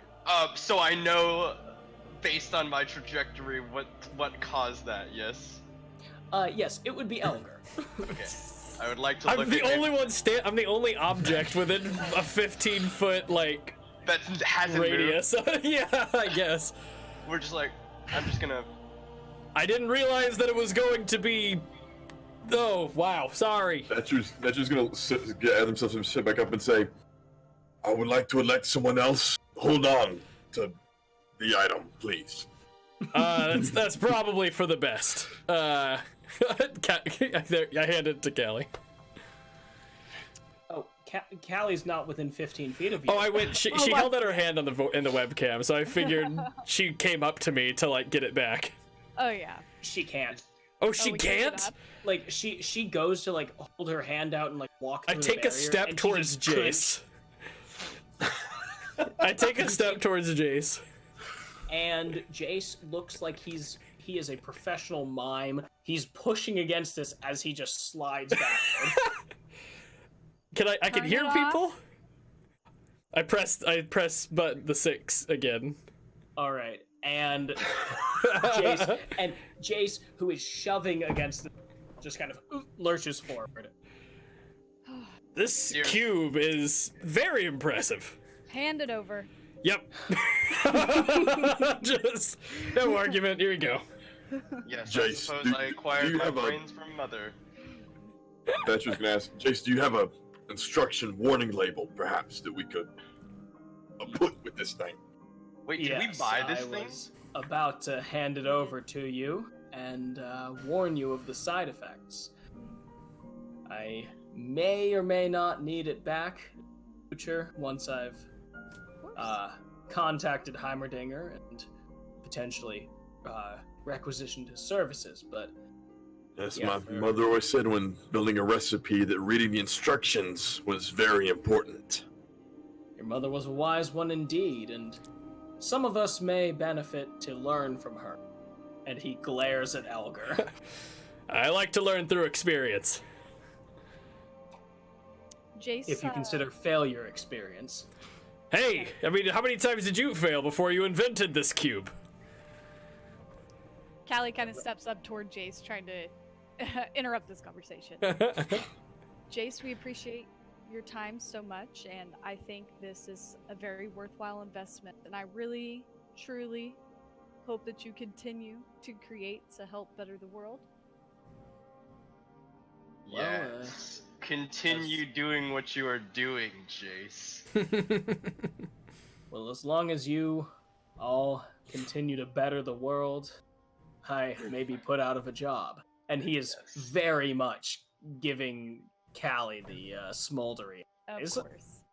She kind of puts out Yes, her hand to Jace, We shake. shall continue.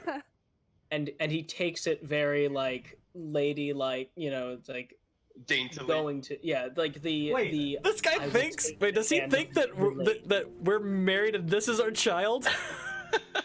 That's- Oh. I don't think we ever established we were married, but Tarsh. Tars called us mom and dad.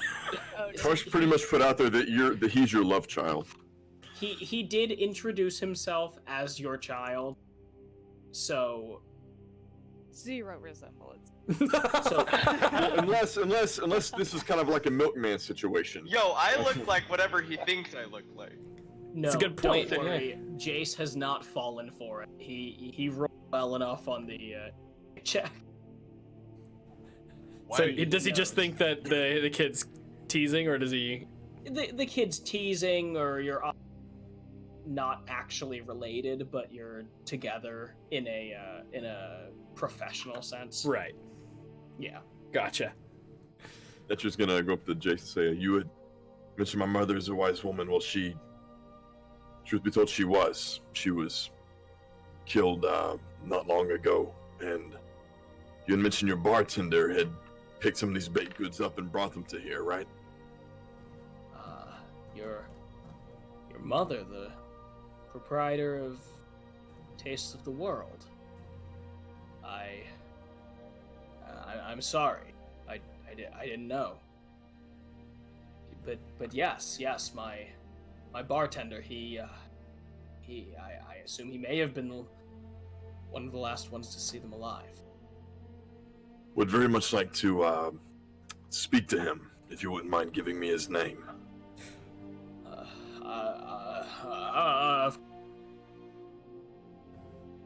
Paper and scribbles down the guy's name and home address, and hands it to you. So I hope you find vengeance for those you have lost. Etcher nods and shakes his hand and says, "We'll find something for sure." And I pray for whoever crosses your path on the way. But It won't be enough. for now, I bid you farewell, strange adventurer. Thank Callie, you for having me. Elgar, Thatcher, and young Master Tarsk. Yes. Farewell for now, Jace. Etcher kind of taps Tars on the shoulder, goes, "Little master, this way." Yes. This way indeed, Thatcher. This way indeed.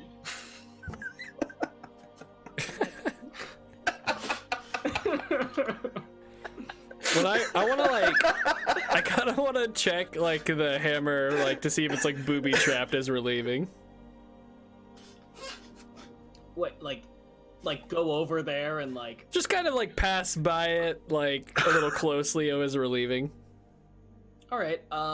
Do you touch it, or? No, I was just kind of trying to look over it, see if it looked like there was any, kind of pressure plate, right? Just some sort of right. sensor around it.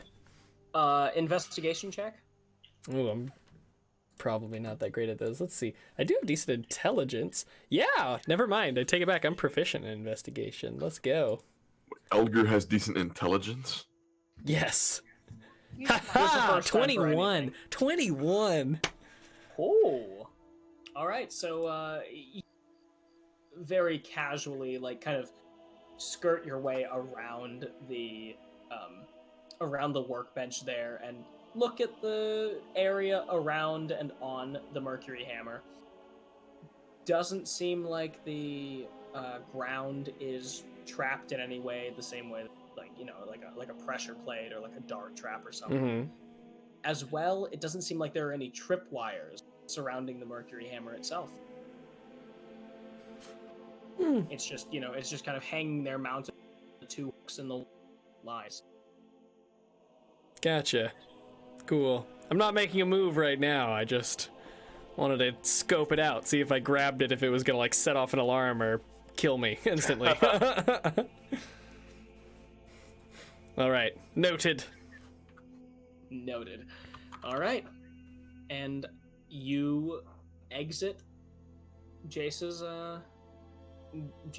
home laboratory and cocktail bar. All right, so we're Farewell, together again. Jace. Just kind of out here. Yep, all four of you. All right. Well, we invested some of the money. Kind of reached out to him, have a little bit of a relationship, I guess. I would like, How are you guys holding the things we purchased from him? Who's holding what? Someone's holding the bag. I have possession of the cube. I had the bag, but I can hand it to whoever. I'd like to go up to I'd like to go up to Callie and hold my hand out. What is this contraption we've acquired? I'm looking Let's kind not and touch let's it. not One. push any buttons, please. Of Please, course. for the I love saw of the gods. I saw the effects. That was just one. They lost their breath not long before you came in there. Yes, I will do my best not to press any of the buttons. Allow me to inspect. Callie kind of like looks at him. How Hands it. about we let you look at the instructions first? All right. She's handed it to me. I'm just like looking at it, and what does it do? Does a number of things. It seems to me, and at least what from Jace was explaining, that it was to be several different types of things. City defense Obviously. mechanism. I'm holding it in one hand. I'll hold out my other hand. Hand me the instructions, please.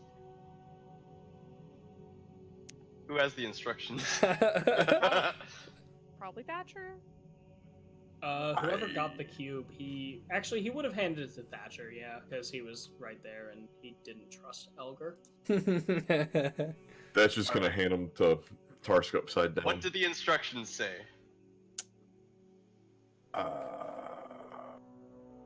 DM. It's the it's the instructions for a cube of. So let me. Cube of what? I'm sorry. Cube of what? Cube of force. Cube of force. Here, let me grab those and. Okay. I got it. Alright, so the number 1, gases, wind, and fog can't pass through the barrier. 2, non-living matter can't pass through the barrier. Walls, floors, and ceilings can pass through at your discretion. Oh, so it looks like a die. Yeah. Yeah, it's a D6. Yeah, one. Like, it's a Rubik's cube. And most size. importantly, 6, and I look at Elgar, deactivates the effects. I see. I figured that one out when I helped to save your life, and even though it was completely. He just handed it to Jace, by the way. Do I I know. Never mind. I hand the cube back to Kalia. I mean, And how does it work? How does it make all these wonders happen? all you have to do is push one of the sides of the die. It's powered by. Yes, If- that was the question. Yes. Powered by? Its mechanisms. It seems to be some sort of natural magic, arcane magic, and technology. You can always crack it open and take a look if you'd like. How about we don't? I think it would interest. As he says that, I'm just gonna look at him, just like slowly turn my head to look at I think it would be of interest to Victor, but I Let think us we hope need so. to have a discussion as well, because Yes. Let us I am return not. to. Let us return. Hand the cube to Victor, and then we can have your discussion. Before we do that, let's discuss maybe in a private chamber. I am like really like just want to like grab the cube and do the force wall again with us all touching it. I'll Right. hand the instructions back to Thatcher as well. I'm gonna put the instructions in the bag that I've got. I'm gonna hand the bag to Kalia and say, I'm sure we can find a hotel, something here that we can Yeah, we still have a fair bit of adjourn coin. to. And you I've said got this a bag work. Oh, it's never ending. It's a pocket dimension, if you will. He's gonna ask Kalia, could you open the bag, please? And Thatcher sticks his arm all the way down to his shoulder and wiggles his hands and points to the bottom like, do you see this? And removes his hand. Oh. But also, Callie grabs one of her knives off her thigh and throws it in the bag, and you don't hear it. Oh. And then she Does not hit the bottom. What did he say? Did he say just Haversack, retrieve Haversack. my X thing. Haversack? Retrieve my knife. And Hextech arms sprout out of the back of the bag, dive in, and one of them, after a second, comes back up with the knife. Flip it. Sheath it. This is interesting. Yeah, could be useful. Just thought it would, something for us. But Callie's like kind of trying to look around. We do need to have a quick chat. Somewhere private. All right, I'm sure we can find a tavern, inn, hotel, something near here. Well, I'm sure there's something a bit nicer than a tavern here in Piltover, especially near Jace's place. Well, we have a fair bit of coin. I'm sure it won't be in trouble. We just start perusing the streets looking for a respectable drinking establishment. A respectable drinking establishment? There are a lot of those in Piltover, so... Maybe one that's less busy. Um, Casual. Maybe well, like I've got a lot of those. we're Casual... pick. All right. There's a little, you just find a little cafe. It's it's just a very quaint little thing. It's quiet. Seems like the clientele is a lot older. You're all in your early 20s or so. Yeah. Late teens, early 20s. These are, in their 40s, 50s. All right, this place seems like it would do. Callie looks over the menu. Is there anything non-alcoholic? There are, a lot of non-alcoholic beverages. A lot of, different coffees or teas from... It's Starbucks, I knew it.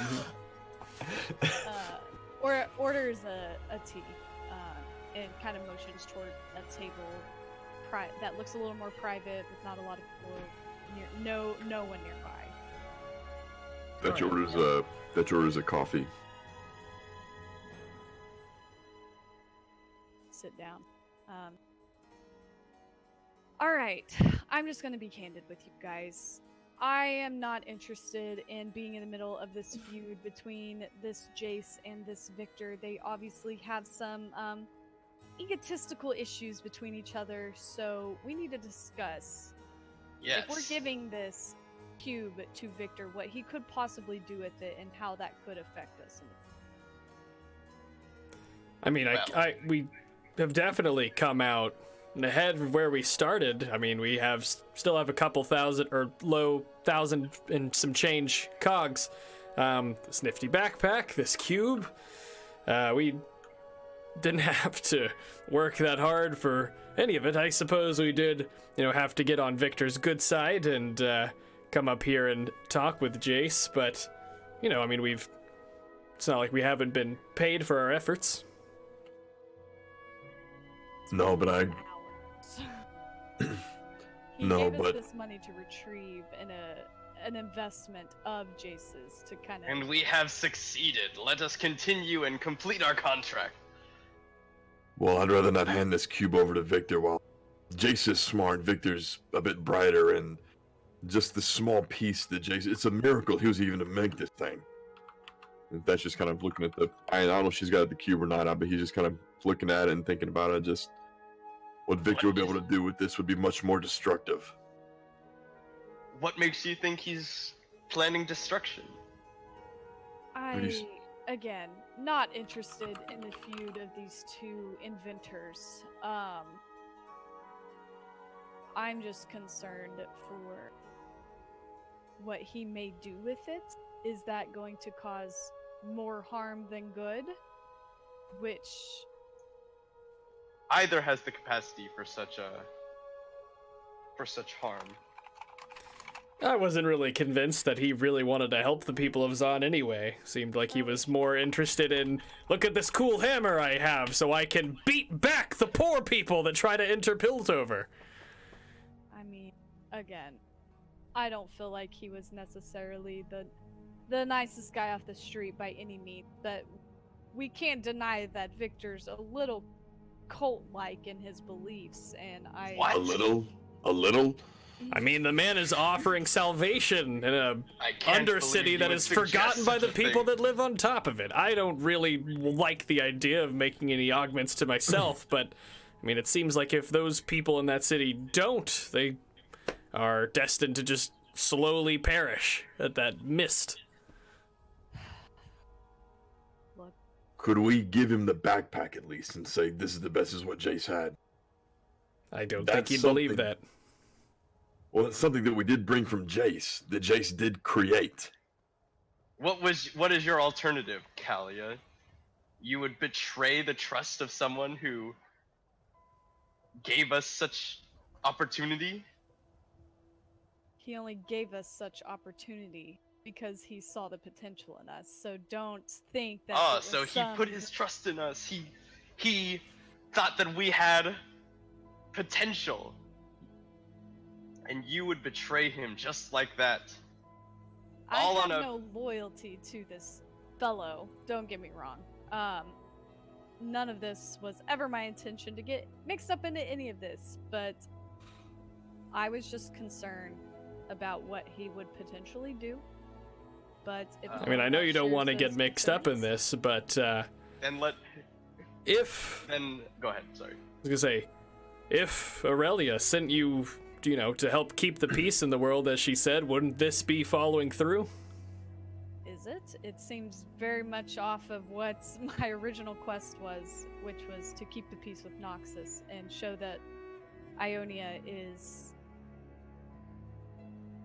having a part in the peace of the other worlds and not just our own continent. So maybe the solution then, because if either of these two men are able to, you know, figure out how to mass produce some sort of weapon, there's no way that wouldn't end up in the hands of Noxus. What if we go and we take the hammer and we leave? That seems to be the biggest point of contention between these two. We take that, nobody's able to reproduce it, make another one. Bam. You want to go back to Jace and take the hammer. Okay, like That's your plan. not right now, right? I mean, maybe we go in there, have another meeting, slip it into our bag, and we skedaddle. Use the cogs that Victor gave us to get out of town, head back to Noxus.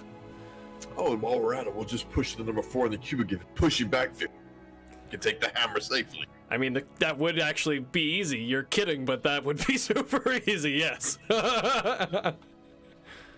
Look, either way, both of these men are doing things for their own gain, and it's not truly for the peace of the world.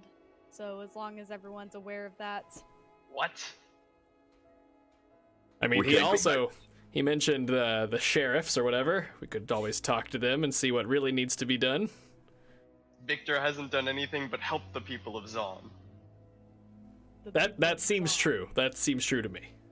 Help is a And Jace generous has done statement. everything to help the people of Piltover. Again, it's the class war here. I don't really know. I mean, what exactly did he do? He was a businessman. He's made little gadgets. He's made a lot of money. He says he Think wants of to all try the to save the world, but so far it doesn't seem like he can mass produce any single one of these inventions, nor are they all Compare. that helpful. Well, for Jace, the world Compare. is Piltover. That's it. Victor, who people laud as the Machine Herald, everyone comes from afar in Zon to listen to his teachings, and people think of him as a swell fellow. Whereas Jace only attracts those seeking money and investment. Don't disagree with you, Tar. Then hand me the cube, woman! Callie just laughs. And she pulls out the cube. Then she hands it to Thatcher. Thatcher looks Guys- at Tarsk and go, I will put you in timeout. You guys do what you will. My loyalties lie with neither of these parties. Very So- well, then I shall complete the contract I was assigned. Hand me the cube, Thatcher. We can't give this to Victor. We need to take him something else. We need to Drop it in the bag and forget about it. And then drop the bag in some ocean. And then it'll be gone. Only bad things are going to come from this.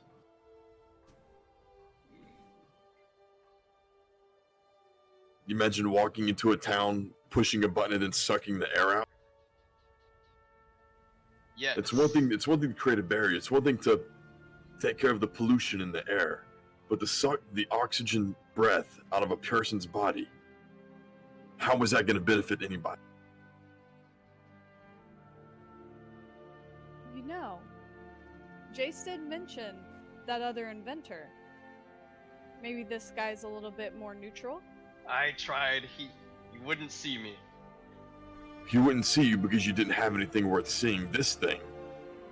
He might see us for this.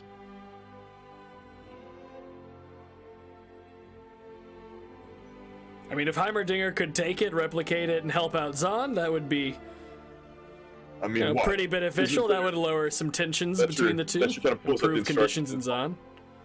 Let's see, we could pass through his, if I'm reading this right, we could pass through his door with this. Is that correct? Am I reading this correctly? I'm gonna take that from you and read it. I don't think that's what this says. This creates barriers that we can pass through. But could we put up a barrier into the wall and then walk through it? No, I don't believe so. Could we make a barrier that would smash through? That I actually do think we could do. We have our way in. Again, I don't know if this device would move us away from the wall or if it would move the wall away from us. I think it's worth having a discussion with Heimer. All right. I mean, if Heimerdinger can indeed turn this into something that could help out Zahn, then maybe we could, alleviate their mist problem a bit and help, relieve tensions. Why don't we trust Victor with the cube? I don't know. I mean, both of these Callie men gave us personally- different sides of a story where they attacked one another. But No, Victor the gave us one stories side of just it. didn't add up. Neither of them together. The pieces don't make sense. The timeline doesn't. Just, I have no reason to believe either of them. No honor. It wasn't. it's not- Victor gave us a job and the resources with which to do it, and we told him we'd do it. And we can give him. Let's go talk to Heimerdinger, something. and Heimerdinger might even be able to shed us some light on these two people. A neutral party. And I mean, we can go if we want to go back to Jace and look at Elgar and not take the hammer. I mean, I Let's really see if think we there's should take something- the hammer. I don't and see know if what the there's- deal. Look, when we were leaving, I kind of get quieter. I checked it for traps. No traps, no pressure plates, no trip wires. If we could just slip it in the bag, I think we're good. I will He called buy it the you Mercury a hammer. If you need a hammer, I will buy you a No, hammer. it's not. I don't want the hammer for me. I want him to not have it. If he was an uglier man, would you be okay with him having it? Is that what's going I mean, on? if I'm being 100% truthful, if he were uglier, that would help. Yes. Okay? If he were uglier, that would definitely help. But he's not, and I don't trust him. So it's agreed. We talk to Heimerdinger first. I No. think we talk to Heimerdinger first. Tarsk, if we have to have something, if we have to take something to Victor, we can take him the bag and say we're still working on Jace. We had And to what come if he back to doesn't Zom accept this? temporarily. Then we'll go back and get another thing and say that we have an in. The The bag. knowledge about the Mercury hammer itself was probably the most valuable. This is more an icing on the cake kind of thing. I mean, according to Victor's story, he might be at least a little bit familiar with the Mercury hammer. Very well. Plus, to mention that didn't Jace also said that he was almost creating two hammers. Well, yeah, Jace does. He wants another power source so he can create a second hammer with which to arm Piltover police. You sure inspected that this would be- hammer, Elgar? I did inspect the hammer without, touching it as to draw suspicion from Jace. Elgar, What is the nature of its power source? Oh, I didn't. I was looking for traps. I didn't Ellinger took one exactly. step in the direction, and Jason basically said if he touched it, he was going to kill the man. No, that's what he said. He would kill the man if he yes, touched you it. could very easily have done that. I think. Oh my God! All right. Regardless of Have who you seen can that kill man? who, He is quite All the I'm saying gentleman. is I'm just repeating what he said, and that's what he said. Okay, yes. I mean, that is what he said, but, like, I mean, do I need to go back there and bite this guy? Is that what I need to do to prove? No, but he did say it with a better twinkle in his eye than you do. Yes, That's all I'm Elgar. saying. That is what you need. All right, now that Tarsk is saying it, I'm realizing maybe it's not as good of an idea as I thought it was. I'm glad you're realizing that. Yes, you probably couldn't take him anyways. Oh my God! Just. Callie holds up her hand. All right. Terrible idea. So, Let's do this. Let's go to Heimerdinger, this neutral party, see if there's anything we can glean from this feud between masterminds. Let's keep that in mind. That they both have their own agendas. All right. Well, we can debrief Victor on a little bit of the stuff that we learned. We can be honest with him that this is important information that we had to know. He doesn't need to know about the cube just yet. And then we can go from there. Are you satisfied with that, Tarsk? I will allow this. But it seems to me as though as soon as we go somewhere else, there's going to be another excuse for us to betray the one who put trust in us. I'm interested in seeing what Heimerdinger has to say on these. Well, how do we know that Victor's not using us to his own end? Exactly. I mean, I'm sure they both have their own For what agendas, like reason what have would you you- already said? Yeah, what reason would you have to believe that? He has given us no reason to believe such a thing. He gave us nearly 5,000 cogs to go Yes, to what Jace. a nice guy. Get something. You just don't hand over that kind of money for some reason. I worked for Harkonnen for too long to know that. There's strings to everything. Yes, the string we have the opportunity to remove by handing him what he's asked us for. Let's go to Heimer. What time is it? What time is it now? In the city. This is early afternoon. Yeah, because we went here first thing in the morning. Yeah, you left Piltover first. You left Zahn thing in the. Or Cool. left Piltover to talk to Victor. Okay. Left Victor, went to Jace. That was like, early noon time. Right. So- All right. Okay. It's And, like 3-4 o'clock at the latest. Okay. I thought she was gonna pull up the address and name that he got looked at it. And is it in Piltover? I It can is in take you Piltover. there. Yeah. I know Okay. where it is. Sounds like Tarsk knows him. All right. As we're walking over there, I want to be like, so Tarsk, how do you know Heimerdinger? Well, no, Heimerdinger's in Zahn, isn't it, or is it in Piltover? He's in Piltover. Heimerdinger's in Piltover. Yeah, It's a Heimerdinger's in shot. Piltover. Okay. He's in an apartment, a condo sort of place. Tarsk does know where it is. So Tarsk, how do you know this Heimerdinger fella? I attempted to visit him the first time we arrived in Piltover. What How- business how would you did have you- with Heimerdinger? Yeah. He's one of my own. One of my people. What do you mean, one of your people? Oh, don't worry, Thatcher. You shall find out one day. When you're He doesn't. older. Thatcher doesn't know he's a. Do we know he's a Yordle yet, or is he still like keeping us charmed? No one knows. Okay. Maybe if your faith is strong enough. I'm gonna continue acting cryptically. Cryptically. All right. All right. So, I think we have enough time for Thatcher to do a little bit of exploring on his parents, and the parents' quest line. Before we finish, we've got, tops half an hour left. So, if Thatcher would like to pursue that, we can go ahead. Yeah, Thatcher will just say that you guys can go on to Heimerdinger. I'm gonna go check into something myself. Then hand me the cube. Thatcher's gonna look at Tars, maintain eye contact, and then hand the cube to Kalia. Do you need assistance, Thatcher? I wouldn't want you to go off on your own. Yes, we wouldn't want anything to happen to you, Thatcher. Oh my. I think I should be fine. I'll catch up with you after. And he's gonna break off and head towards the guy's address. Okay, you break off. Should we follow him? Just from afar, not to step on his toes or anything, but Maybe from afar. Don't make it obvious.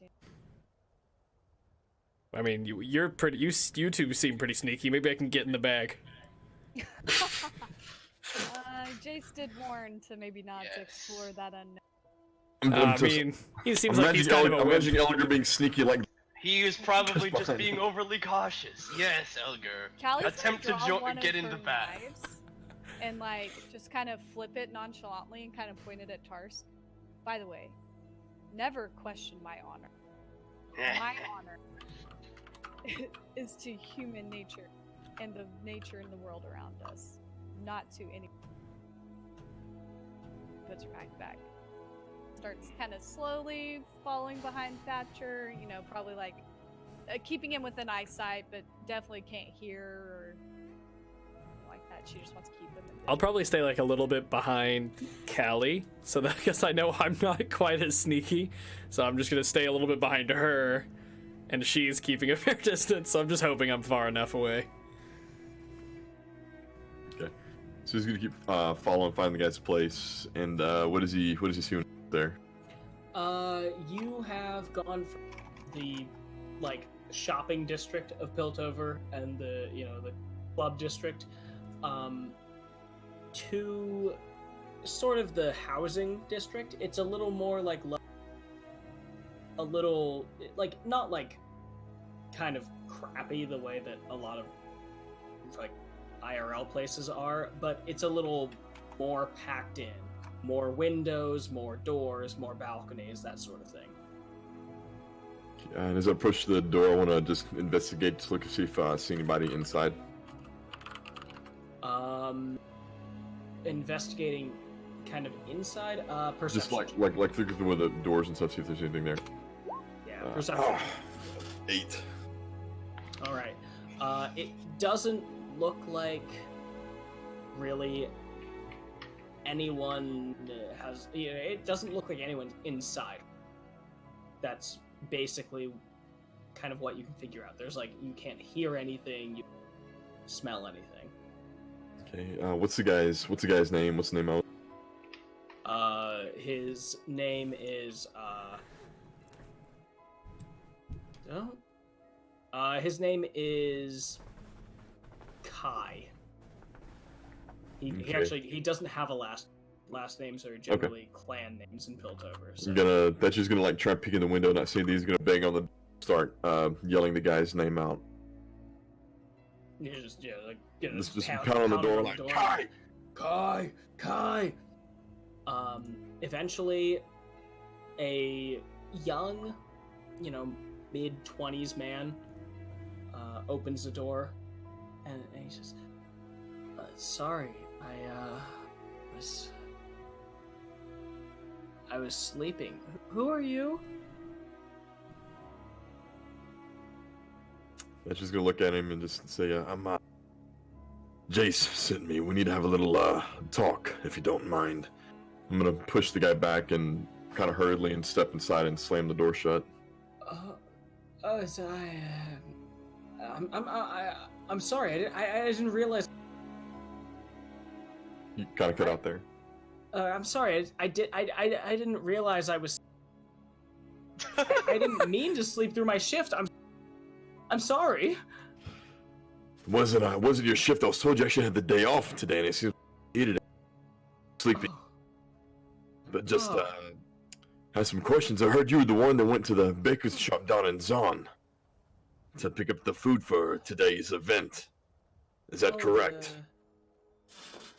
The baker last month. Yeah, I went to the yeah, I picked up an order of Shuriman bread. We only do that once a month. Why? Did someone miss today? No one missed today. I need to know what you saw in the shop. Who else was there? The old man and his lady. They were Oh. they seemed busy. They seemed like they were worrying about something. An order. They Worrying looked about like what? they were, What did they say exactly? um uh uh she took my order. She delivered. She said, "Sorry, we're so fast. If we missed anything, please don't hold it against us." It's strange. She usually says, "If you need anything, let us know." I thought it was weird. They seemed rushed, almost like they were trying to do something. What But- were they preparing? Just the bread. It looked like I couldn't see into the back of the shop. I'm sorry. If you need more, I don't know what to tell you. They just someone had them worried. While you guys are in there, we're sitting out. So we're just kind of sitting outside. We saw you go in the house or whatever. We're just like, you know, if Spia was still here, we'd probably burn this place down. Yes, well, she was always a little brash. Yes, she was the good one. I'm just gonna roll an intimidation check on the guy. All right. Oof. Nat 20, 22. Oof. All right. So a 22 scares this guy shitless. That's just gonna pick him up, pin him against the wall, like near, like right in front, like where the windows visibly is visible, and just start yelling in the guy's So face. we could like see, like, damn. Yeah, yes, you the see beast you see reveals the himself. wall of the house shake as this like figure hits the wall. You see the shadow, like the silhouette, as the guy smacks into the wall. And Thatcher is yelling at him about, what did he see? Didn't Stop expect lying. Who is in this? I'm just yelling everything, like who streets? What kind of bread were they making? And just yell any kind of question. It's, Top of the set. Shuriman bread. It was they or Ooh, Fel, we lost you for a Felshurian second bread. there. It looked like long-term bread. I don't know. It seemed like it was all bread, flat bread that lasted a while. I didn't see a lot. They were fast. They were talking about things they had to do, people they had to see, talking to debts to be paid. That's to be paid to who? I don't know. People. Poor guy. People they owed. It's I don't know. Their landlord. That's just gonna drop the guy on the floor and stomp him between his legs, and just look down at him. And then he's gonna take a javelin out and throw it down in between his legs. And then he does the thing that Katarina does in that cinematic where it's like. If I find out you had anything to do with that debt, I'm gonna stick this so far up your ass, I'm gonna shake you around like a baby's rattle. Do you understand me? Yes, I understand. I'm sorry. It's really vivid. Unleash the beast. What a poet. What a way with words. He's gonna shake the javelin He's loose and then obviously just bust through the front door, not caring what happened to the rest of it. Oh, if you just like bust through, we're just like all kind of like looking through the window. We're like a few doors down, but we're like. Do I see them at all, or when I just walk out of there in a huff? The degree to which you are angry, just so far beyond like noticing people near you right now, is that you just kind of storm out, and maybe once you've cleared the building, might see them, but I don't think you're really in any state to be like, you were spying on me. Yeah, we're just like casually strolling down the opposite sidewalk now. Yeah, Thatcher just in a rage, just walking with javelin in hand, hasn't put it away yet. Where he's on the street, just walking, just holding it in his. Callie kind of whistles to get his attention. Thatcher kind of looks up and sees him. My cousin. We were having a discussion about. Just kind of waits. Motion to read across I the don't street. believe. I don't believe you. No, it's. Oh Did you man. find That out you kind of- anything? Puts it away and walks across the street. Well, did you find out what you needed to know from your cousin? Well, wasn't my cousin. Shocked. I know. Yes, you had me on the ropes there. I'll agree. Harkonnen told you my parents were killed. What he Yes, didn't how tell you was- terrible. What they didn't tell you was that I found the bodies the next day. They said it was some kind of accident, but the bones on the bodies, someone killed them. I bet it was Jace. Callie well- rolls her eyes. That man had brought the last order they had from the Shurima bread. It was the last Shurima bakes that they had made. So I mean, so you're saying one of our top 2 suspects at the moment is Jace? Why would a rich boy from Piltover kill some modest bakers? And let's. Yes, He said- he does things for no reason. I agree. He said that they were worried about something, about paying back debt, and that they were worried about what their landlord was going to be looking at. Well, that would be Harkonnen, wouldn't it? Your intelligence doesn't escape you. Well, looks like we might need to be getting back into real estate, boys. Or possibly the funeral director's business, as it were. Oh, Heimerdinger first. What do you plan to do, Thatcher, to whomever is responsible? It's not what I'm going to do. It's what I won't do. So you won't? he's gonna do so many bad things to him. It's more of a it's a kind of like a a manner of speaking. You got to read into it, Tarsk. If you want Tarsk, I kind of rub his head like a little kid. I'm like, you'll have a front row seat to it all. Yes, excellent. Stop touching my head.